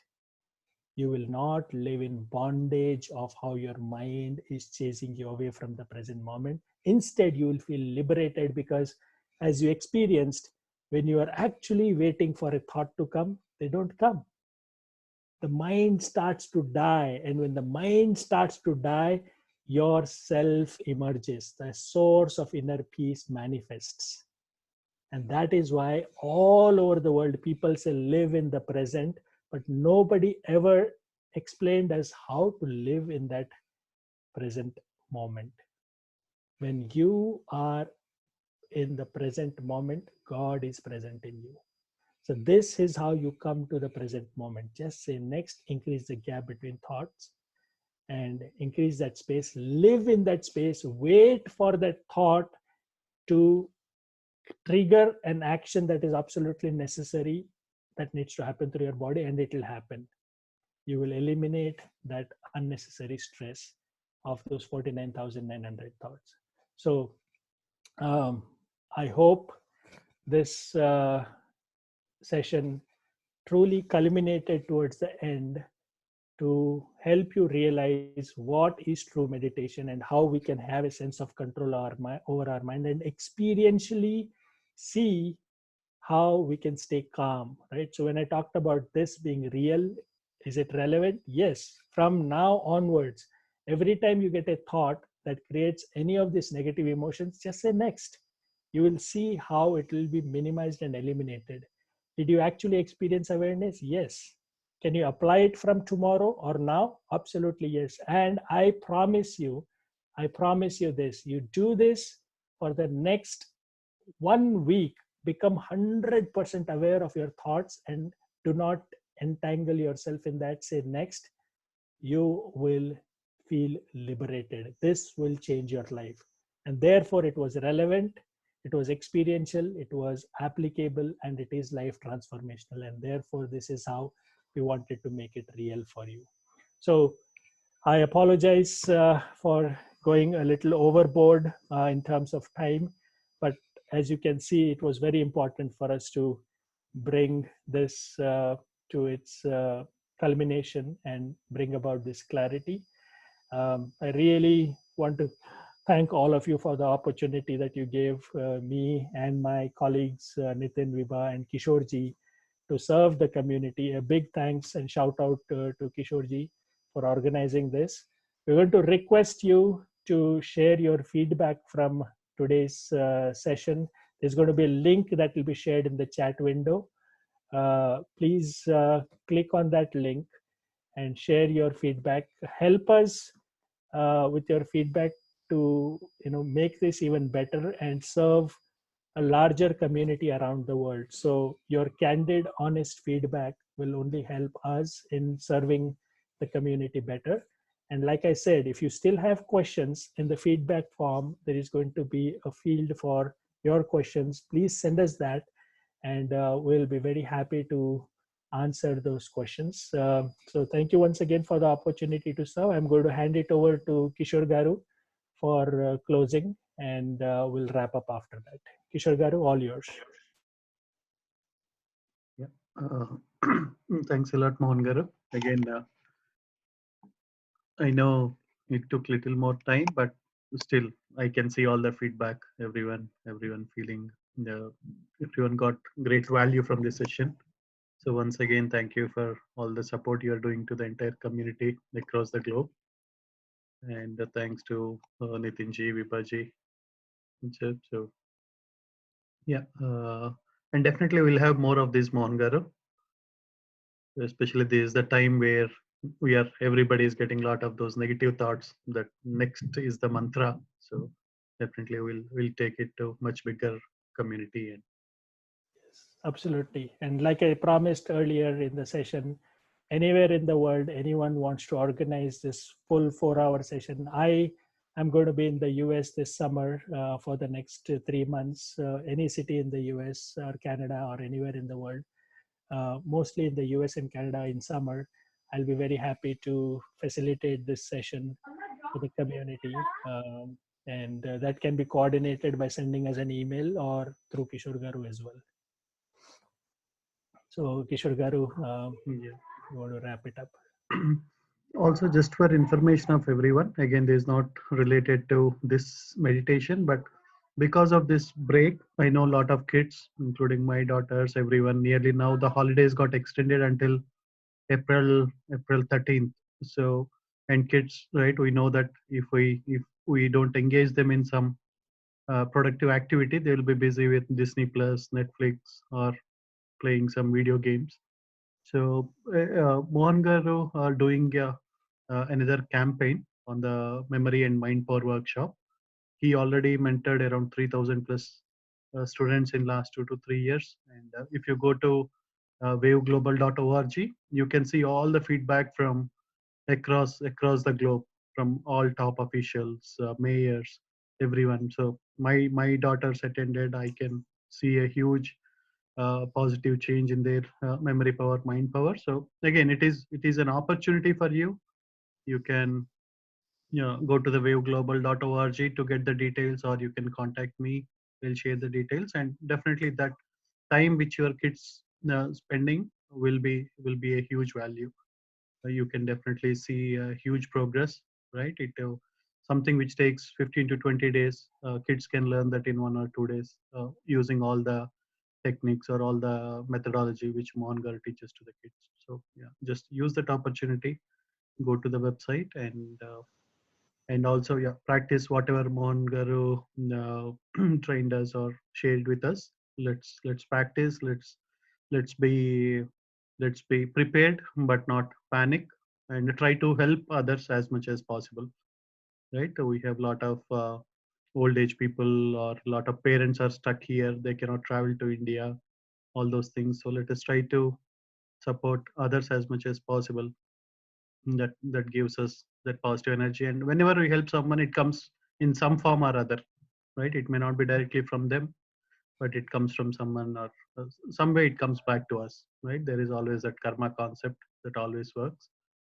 So again, thanks again, Mohan Garu, and thanks everyone for joining tonight. And I'll share the recording to all the members who registered. And yeah, stay blessed and stay safe. Yes, and once again, requesting all of you to share your feedback through the Google form that was shared earlier, and we can share it once again here. But your candid feedback will certainly help us make it better and reach wider community around the world. Once again, thank you very much for giving your valuable time this evening, and thank you for the opportunity to serve. Stay blessed, everyone. Good night. Thank you. Good night, everyone.